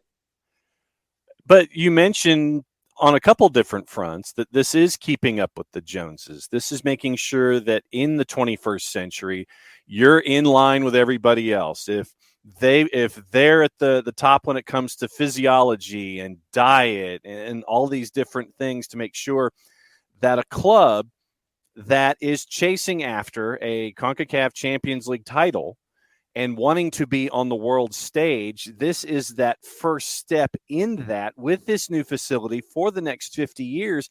It's key for development. And you mentioned also the World Cup coming up just around the corner. And it's another step to sit there and say on the world stage, hey, look, we know you're coming. We're prepping for it. So there are a lot of different things at play here for the advancement of the game, not just for the advancement of the Sounders. Yeah, look, I hate to use the term, but you're right. It is keeping up with the Joneses, and it is putting your team in that top caliber aspect, man. I mean, going back to Jason's point, Starfire was for the public mainly. I mean, it was a Seattle initiative, and Sounders was a huge part of it, and they had such a great ability to help the kids and the community and get everybody excited. I mean, I can tell you that I used to play at Fort Dent before it was Starfire in a field that was mainly dirt, sprinklers, and grass. And then after, the Sounders come in and there's these, beautiful fields and it's amazing. And soccer went from you seeing a couple of teams between Kent through Seattle to now, man, there is 30, 40 different types of clubs, and there's rec and premier and PSPL. I mean, there's all kinds of leagues for the young ones. So they were a huge part of that. But at the end of the day, yes, you need to have that stage. A team's headquarters is very important. I mean, sometimes I would take people to what was, the Sounders headquarters, and they're like, really? So they just got that second floor and everything else is just for Pac Northwest has an office right there, right below them. That's kind of weird. So it would kind of catch people by surprise. So now it'll be a little bit different. Operations would run in the exact same place as soccer operations, right? That was kind of odd always for people that Seattle was kind of split in between downtown Seattle and then Tukwila. So it is just something that this team is going to benefit from. In everything you said, John, and you will see the growth and how easier it will be for everybody to just be together in one building and come up with a better product. Also, it was good to see that with MLS Next Pro crashing the show right now. Oh, one of our listeners crashing the show. Yep, one of the listeners crashing the show for our deliveries that as you see here. So it's nothing like live radio, but yeah, there's. Oh, I love it. I love it. The soccer for good delivery from Abby. Oh, right? Look at that. I love the shirt. Yeah, Nico, we did a fundraiser for the soccer factory in Mayfield, Kentucky that was destroyed by the tornadoes that rolled through there. Awesome guy that's a coach there, started this facility, built it by hand from Chile. And he's given so much to the game in that area. And we did a fundraiser, ended up raising $750 to send to Mayfield for them. So Abby's delivering shirts for us to make sure we can send more money to Mayfield. Oh, you did the segment right. Thank you. That's awesome. I love it. Timed it perfectly. We got a little bit of breaking news too over in New York. Sirens. The Red Bulls have brought Tom Edwards back on loan, and we've talked about the Red Bulls roster to kind of make a hard shift here, Nico. We've talked about some of these rosters and some of the ones that feel a little incomplete. That was a player that had been rumored to come back, then rumored to not come back. They desperately needed him. And now with getting Luquinhas yesterday, getting Edwards back today, I think the perception of the New York Red Bulls has changed a little bit going into 2022. Hey, and talk about keeping up with the Joneses, right? I mean, they got the guys on the other side of New York City, being champs and bringing in players. And the New York Red Bulls, in their very own way and identity, doing it a little bit different. But it's good to see that they bring back a defender like this. You know, they if there was something they did well, I thought last year was that they were defensively sound at times, and they had some interesting players back there. So it's good for the Red Bulls. They need to do this. And in terms of the roster, I mean, they still use a couple of players, but it's definitely good to see them at least bring some players in. Yeah, and I think players who fit their style. You know, we've talked about this with Colorado as we get into CONCACAF Champions League tonight. Colorado is a team, and Robin Fraser's done such a good job of taking pieces from different clubs in the league, bringing them to Colorado, making it fit, not rigid in terms of his philosophy and his tactics, not like the Red Bulls, not like Philly, not like San Jose. Fraser is more of a pragmatist. He'll make it work. He sees what he has. Okay, this is how we're going to play. Cool, good. I still think they need a striker to be elite. Colorado's got a pretty good draw in round one. They face Comunicaciones. They should be able to get through that. Probably looking at a matchup with New York City in the quarterfinals. How do you rate Colorado coming into this year? I think they're fighting for a playoff spot. I don't know if they're guaranteed of one with the arms race in the West getting so crazy.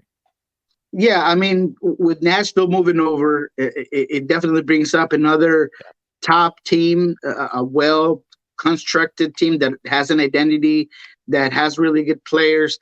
But Colorado, you cannot dismiss them because of what you just said. Fraser has been so good at bringing the right type of players.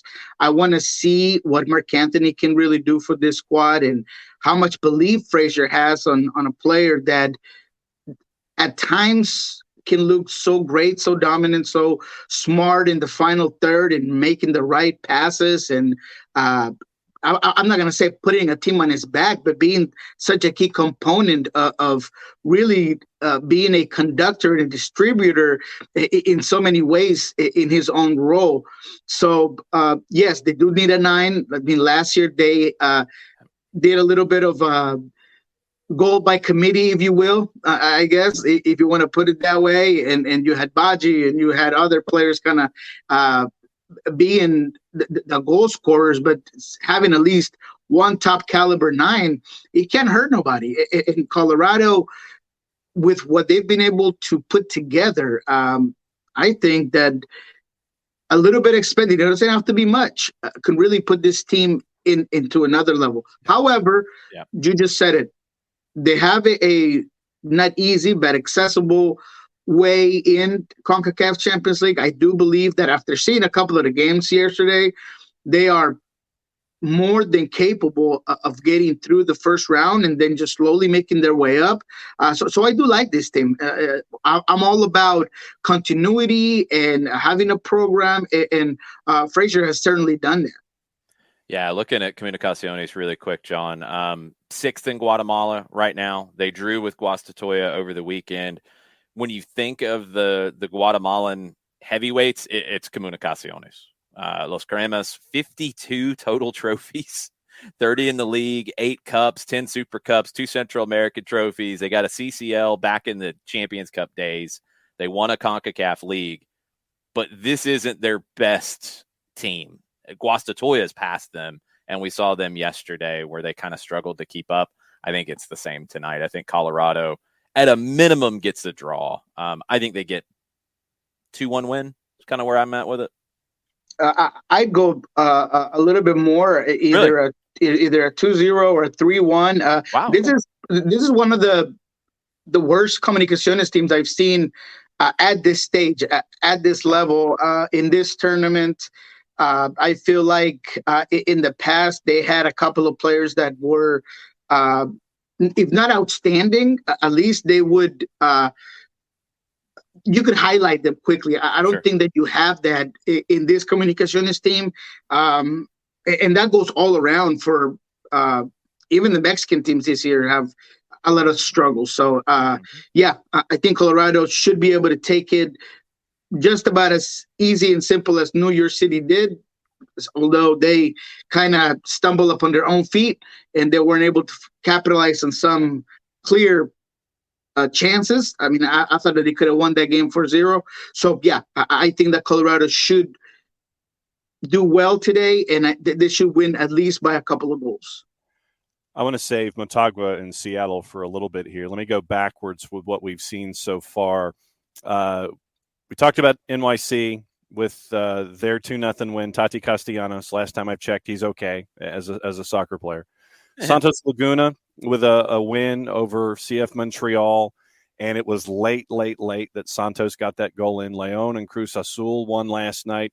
Cruz Azul, I think, it reminds me of the old live shot with the weatherman and the hurricane kind of hanging on to the in the second half. And Saprissa and Pumas, it was 2-2. It was the game of the night late last night here Eastern time.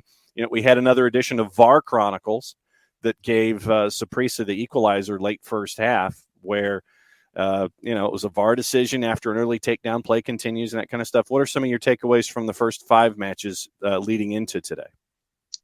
First of all, that Saprissa, they're a team that could cause trouble, and they know what they're about. I thought that Bolaños was outstanding yesterday. I thought that they slightly outplayed Pumas yesterday.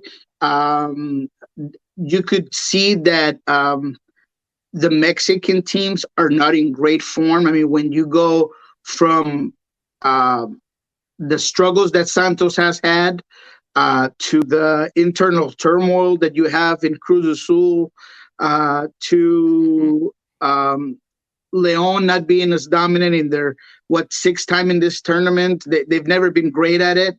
They've never got beyond being 3rd place in this tournament, but they still don't look great. Cruz Azul won off of a oddly bounced free kick into the box, and I'm not sure what happens to the goalkeeper. I don't know if he falls or he misplaces. I'm not really sure. So the victory was a bit odd. You just mentioned Santos Laguna scoring late. I think my biggest takeaway from this is that what I've been saying since I was coming into this week, MLS teams need to do it this year.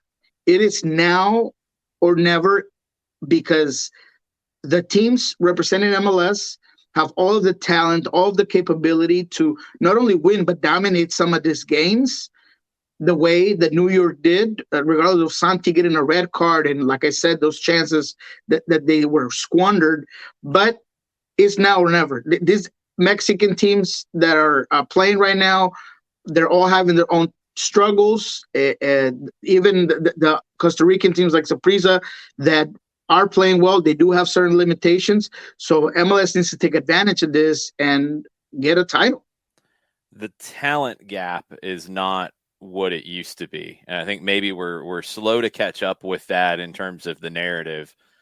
It's not there anymore. I mean, especially with this group of Mexican teams. If we wanted to throw Monterrey in it, yeah, they've got talent, but they're not playing well either. Aguirre's in a bad spot. You want to throw Tigres into it, okay, we can have that conversation, but there's not this giant gap. And yeah, they have it more spread out, and you have a little more depth in some of these teams. That's still true. That's fine. The gap to me is in mentality.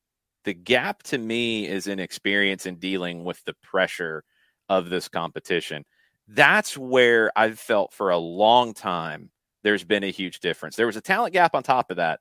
Take that away now, and it's down to the American players who haven't been in the situation in these competitive, cutthroat kinds of games that have to go and get results on the road in some of these situations. This round, okay. You get into the next round and you got to go to León. You got to go to Cruz Azul. You got to go to Pumas. You got to go and grind out a result and be happy with a scoreless draw, bring it back home, or hold on to the lead that you got at home and go down there and grind it out. That's the difference. I think the Liga MX teams, that's second nature. For American teams, and especially the American players coming up in a very different development model, it's a little bit harder for them to adjust to it sometimes.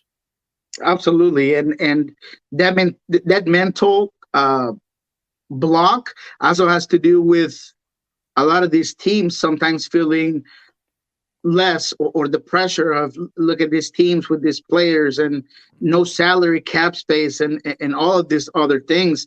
And I think those are starting to slowly become less factors, right? And it goes across all the teams. And when it comes to the Revs, when it comes to New York, when it comes to Seattle, I think those are all teams that not only have the talent, but they have a great balance of veterans and players who are proven and that know and understand Liga MX teams. I mean, from Gustavo Bo to Raul Ruiz to, all of these players that they understand what they can do. I mean, Tati Castellanos is in a moment right now where he's being talked about going, to South America and being a difference maker. You got Gallardo making a plea to get him. I mean, all of these stuffs are confidence boosters for every single one of these players.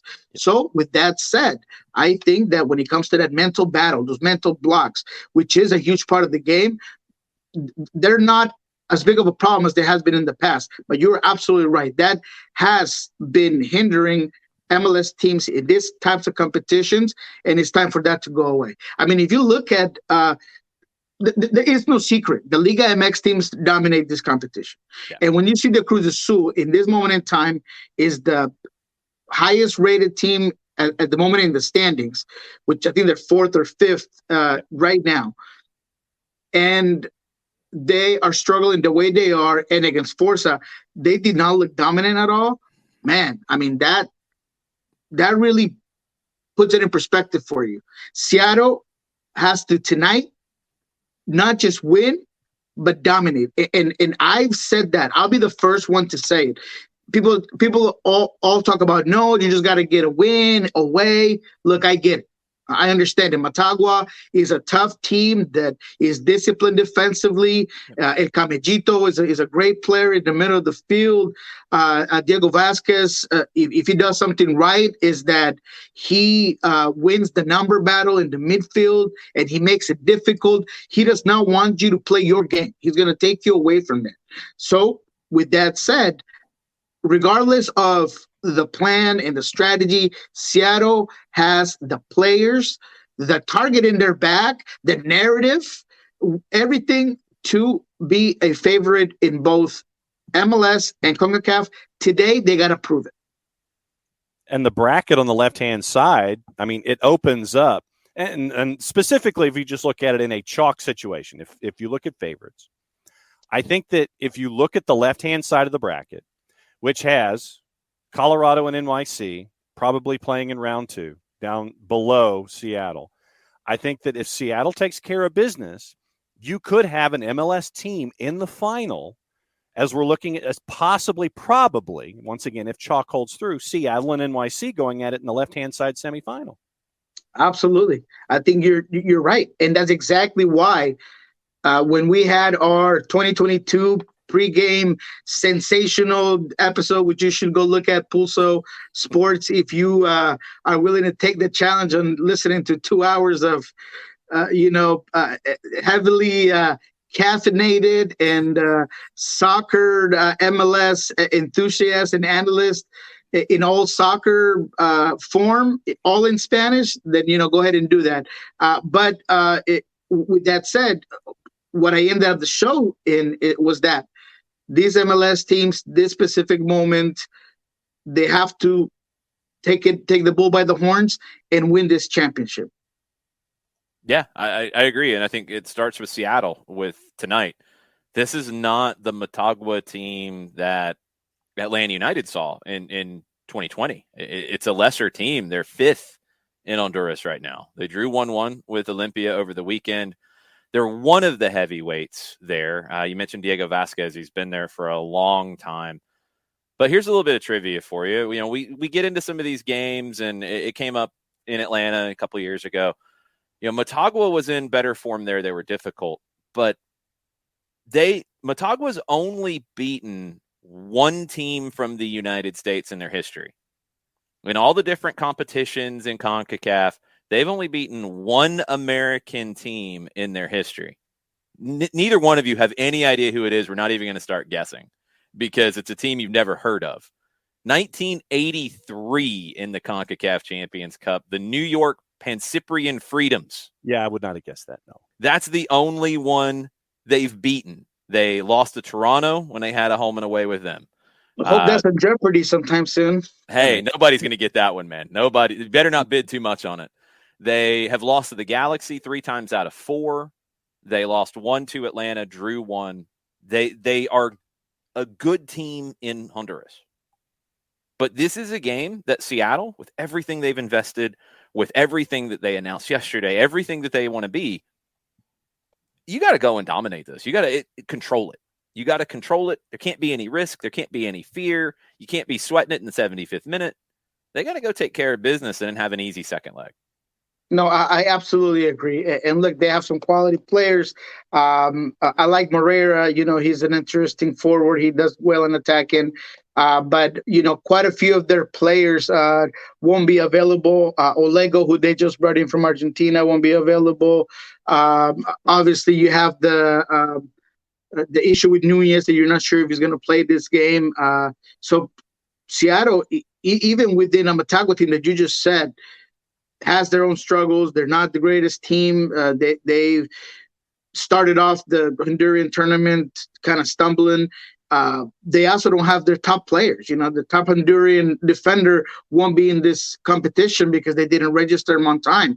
So with that said, Seattle just has to go out there and take it and win it. And Albert Rusnak, as far as I know, has fit in perfectly. We spoke to Nicolas Odero yesterday. He's talking about just being concentrated on 90 minutes. And that I have to highlight because last year, that was the issue, that they looked so good for 45 minutes. And then all of a sudden, the game is 2-2. Same goes at home, giving up 2, not silly, but just rare, unusual mistakes. And it goes into PKs. And then once you're in PKs, it's anybody's game and you get eliminated. So Seattle has to be 90 minutes in the game, 90 minutes at the top of their level, not taking the team with a grain of salt or thinking that they're any less. You cannot underestimate this team at all and get out there and win it. So then give me a name for folks that are going to be watching this. We all know the star power, and you mentioned Rusnak. Give me a name away from the star power that for Seattle has to perform. Who should folks be looking at that's different from all of the names that we know? Who on that second level needs to be someone we need to keep an eye on? Wow, that's a very good question. That's a starter. Is going to be coming off the bench. I'll leave the interpretation up to you. I mean, a lot of folks are drawn to Seattle for the first time and they see all the star power. They see Rui Diaz, they see Jordan Morris, they know Albert Rusnak, they know about Nuhu, they know about Joe Paulo. Give me a name off of that top tier that's not in the top tier. Give me somebody in that second tier that folks need to look for. I'm going to go ahead and just guess that yesterday Garth Lagerwey kind of mentioned that there might be a teenager starting this game. I think Vargas might be it in the middle of the field. Both Josh Atencio and Danny Leyva are injured, and therefore who's going to be that person right next to Joe Paulo could be where you might find a guy like Vargas in. But if it's not Vargas, it's Kellen Rowe. I think Kellen Rowe is part of that second tier players that, he is more of a jack of all trades and has done a little bit of everything. So he is a player who I believe would be a difference maker. He's a disruptor for this team. He does get ahead. So he would be the player that I would look at that is not part of those players that you hear about every single time. So if it's a teenager, it's going to be Vargas. If it's not, then you're thinking about Kellen Rowe. I want to bounce around a little bit around MLS while we finish up with you, Niko. We talked about it a lot on Friday, maybe a little bit too much, but Miguel Angel Ramirez's comments and interview given in Spanish, and you knew what he said. I knew what he said. it was given a little bit of the PG treatment in the initial translation, but little bit shocking to hear that at this stage with Charlotte as they're continuing to try to fill out this roster and haven't added anybody else yet. You know what's the funny part about that? That I was this close to saying something similar when you guys basically broke the news to me. As I told you that morning, it was a busy one. And when I heard everything that was going on and what, Tom Bogert finally said that it was done and over with, that it was off. It was off. That, I mean, I was about to say it, man. It's difficult. We talked about it. I love the transparency. It does concern me a little bit what other players think about their coach saying that, close to the start of a season. But I think most can just relate and understand that frustration builds, and that whenever you don't have a player that you were perhaps already planning on for your strategy, for your formation, for basically the rest of the season, and he gets taken away, like somebody just stole your wallet, you're going to be upset.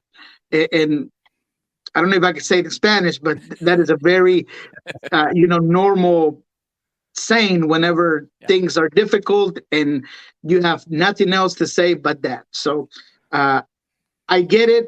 I like it. I enjoy it. I am worried about that team in general. I think that he is a fantastic coach and has all the potential to make it work, but they are undergunned. Now, with that said, we talked about that. They're not Cincinnati. I'm not looking at them. When I was looking at Cincinnati when they first came on, I was like, what is going on? Like, man, this is bad. Yeah, it's different. It's bad. I mean, they were that word, and nobody ever said it. I mean, somebody should count and said that they were, we are messed up. I mean, he should have came up over there. With this team, I think there's some talent. I think that there's some good players, and there's a good feel in the locker room. I could tell you that. Speaking to players, it's interesting. Although I didn't really like the whole Jordi Reyna against Columbus. That was a cheap shot. That was bad. Yeah, that was definitely a cheap shot. I didn't see the whole game. I just saw the play. So I don't know what the context of that was, if he was frustrated across the game, if he wasn't having a good game, if they were talking back and forth, if he said something about his sister. I don't know. But it was bad. So I don't like to say that from Jordi, but I have heard that locker room is pretty together. They're pretty happy. They got a real camaraderie going down there, and that's important coming into the season. To have a coach that is that open and honest, I mean, I think that if you're looking at Charlotte, I think you better get them early, because I think that longer that Miguel Angel Ramirez has the chance to build, I think that summer window is going to be key for them. I think that what he can do to help out his lack of resources, I think that summer window is going to be key to figure out which direction it goes. Does it level off? Do they try to is it going to be better as the season goes along, or does it continue to be as he described in the press conference? I'm sorry. I don't want to do this again. I did it Friday long enough, but they've had plenty of windows. I know. Did somebody not tell him? Or is Charlotte Brendan Rodgers with not knowing what's coming up? Like, oh, we're in the Europa Conference League. Oh, okay. I mean, did the alert not go off on their phone of, oh, we got a game in a couple of weeks. We should probably have more than one winger on the roster. Yeah. They've known. They've known. Why is the summer window so special? Like, this is my problem with it. Because they haven't done anything to now. It's only the next deadline why not? to look at. But why not? The window's still open. They got till May. Like, it's absolutely inexcusable what they haven't done. That's what's so different about Cincinnati to me. Jurgen Damm is still looking for a team. Come on now. Yes. He's right here. It's 3 hours up I-85. Like, it's there. There's a lot of players in that situation. Mm-hmm. I just don't get it. Like, Cincinnati made a bunch of moves. They had a roster. They had a team. They told you it was going to be good. They were way incorrect. Mm-hmm. Charlotte doesn't have a full roster right now. That's the part that I just don't get, especially for what Ramirez wants to do. They didn't give the manager they hired and invested in what he needs to be successful, even in just flat out bodies, let alone talent. I don't know what's taken them so long. It's weird. I agree. Look, and you feel bad for Miguel Angel. You can't for management or the front office, because you're right. It's unexcusable. If not, tell them to give me a call. Man, I got 5 guys in my phone right now that will come in on the low and the free transfer. I'm talking about wingers, fullbacks, whatever you want. I got it. I mean, honestly, it's just about picking up the phone and making some calls. I mean, it really is frustrating to see that a team can, I don't know if it's procrastinate or just being straight negligent with something as important or as building your roster. So yeah, I'm with you. You feel bad for Miguel Angel, you can for the front office. You got to look at your roster and say, hey, look, man, I need wingers.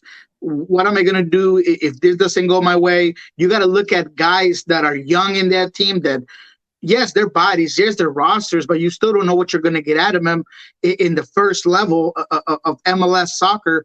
Ruiz is another player that can be a question mark. You don't know. He hasn't played. He's got some mental blocks that he's trying to get over. So there's just so many things that you were like, man, I need depth, and they don't have it. Yep. It's very, very surprising.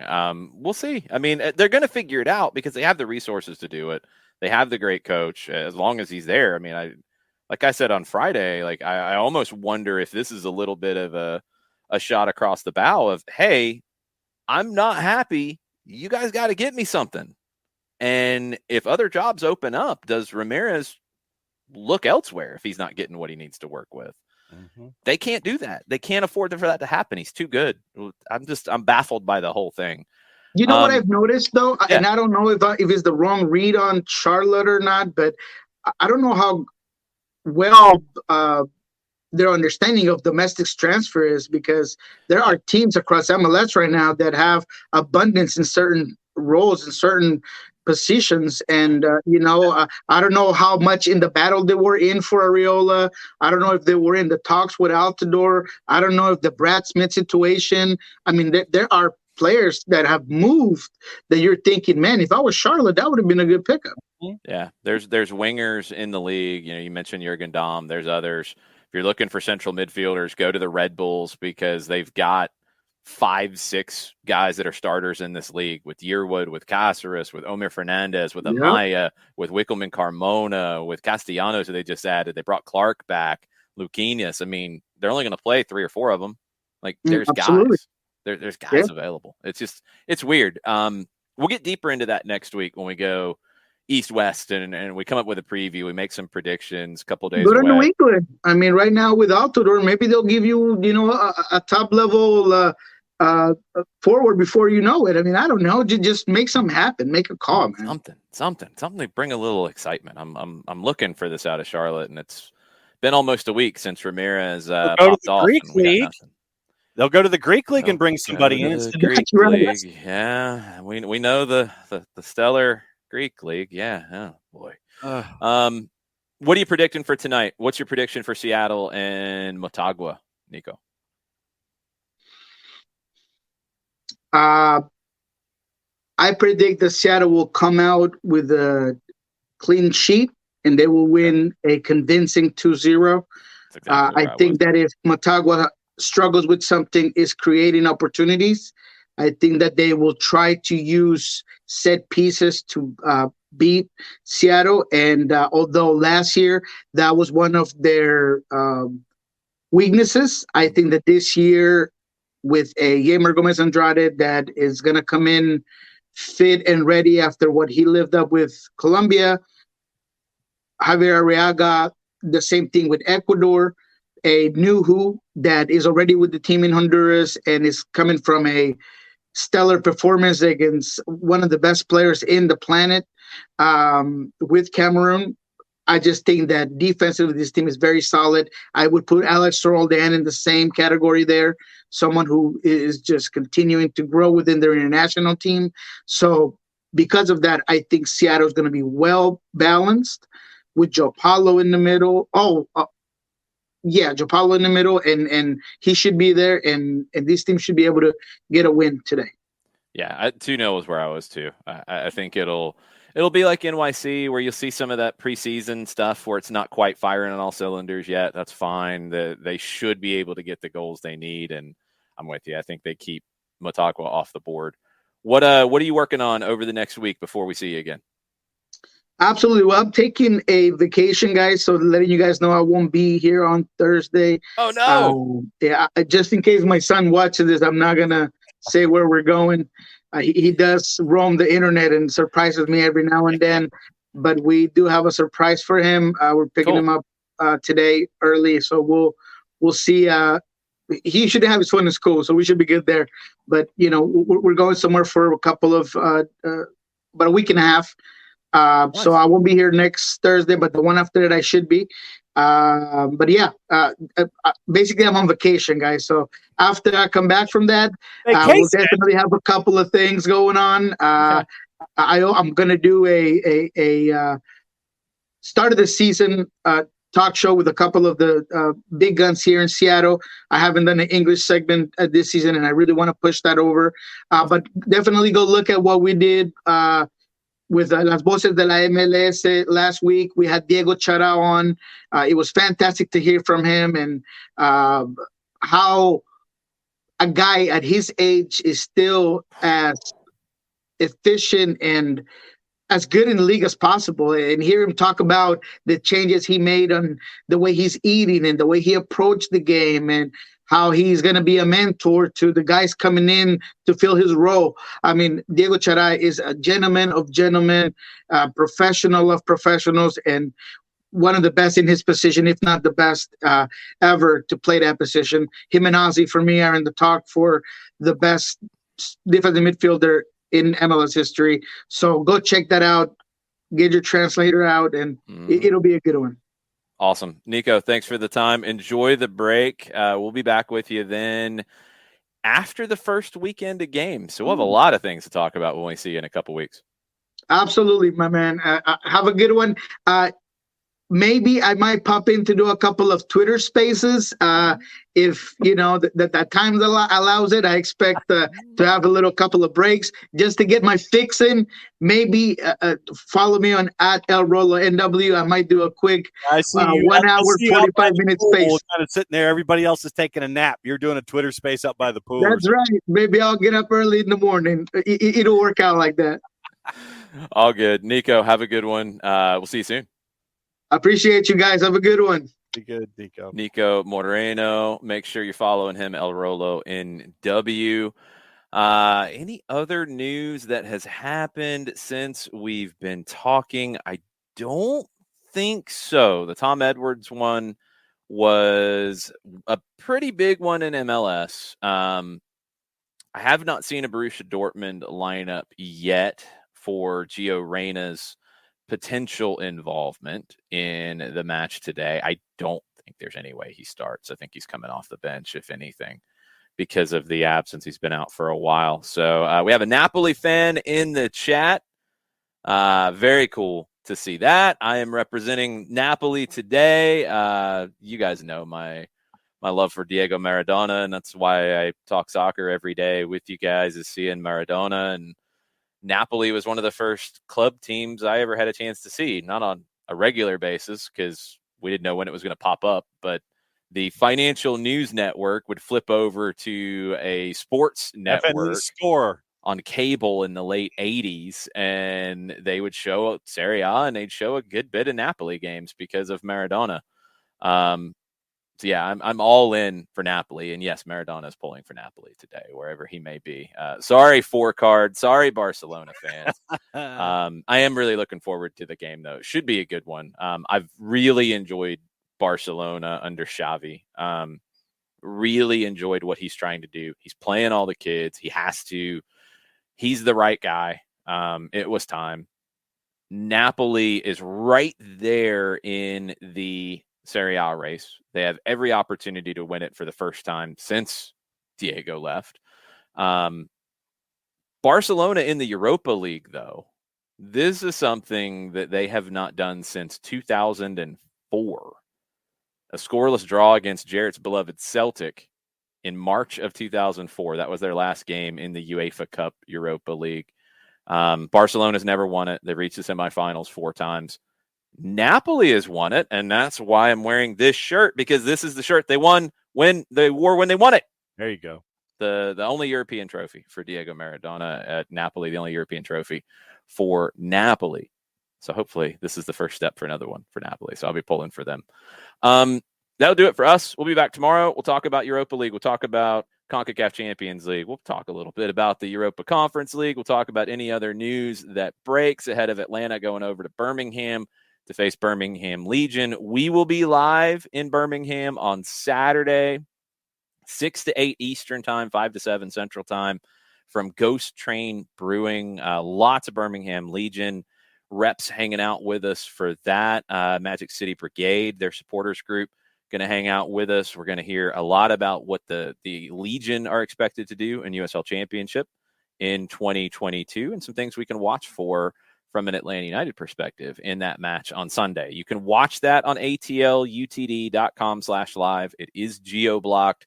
The radio broadcast is not geo-blocked. You'll hear us in both places. It's going to be simulcast on the stream for the Atlanta market. But 92.9 The Game, 3 o'clock Eastern for pregame coverage. It'll be our normal kind of coverage, 30 minutes of pregame, hour of postgame. A lot of stuff to break down. Last preseason test for Atlanta United. Thanks, y'all. Non-Talks had the trivia question of the day. The guy who had the most World Cup qualifying goals of all time. A lot of guesses. Nobody got it. It was El Pescadito, Carlos Ruiz with Guatemala. Very cool. I did not know that. Thank you, Non-Talks, for bringing that to the mix. Thanks to everybody who was bringing a bunch of questions and a lot of conversation today on the Twitch pitch. Really enjoyed it. We'll see you tomorrow morning at 9:05. Mooch plot, y'all. Mooch plot, y'all.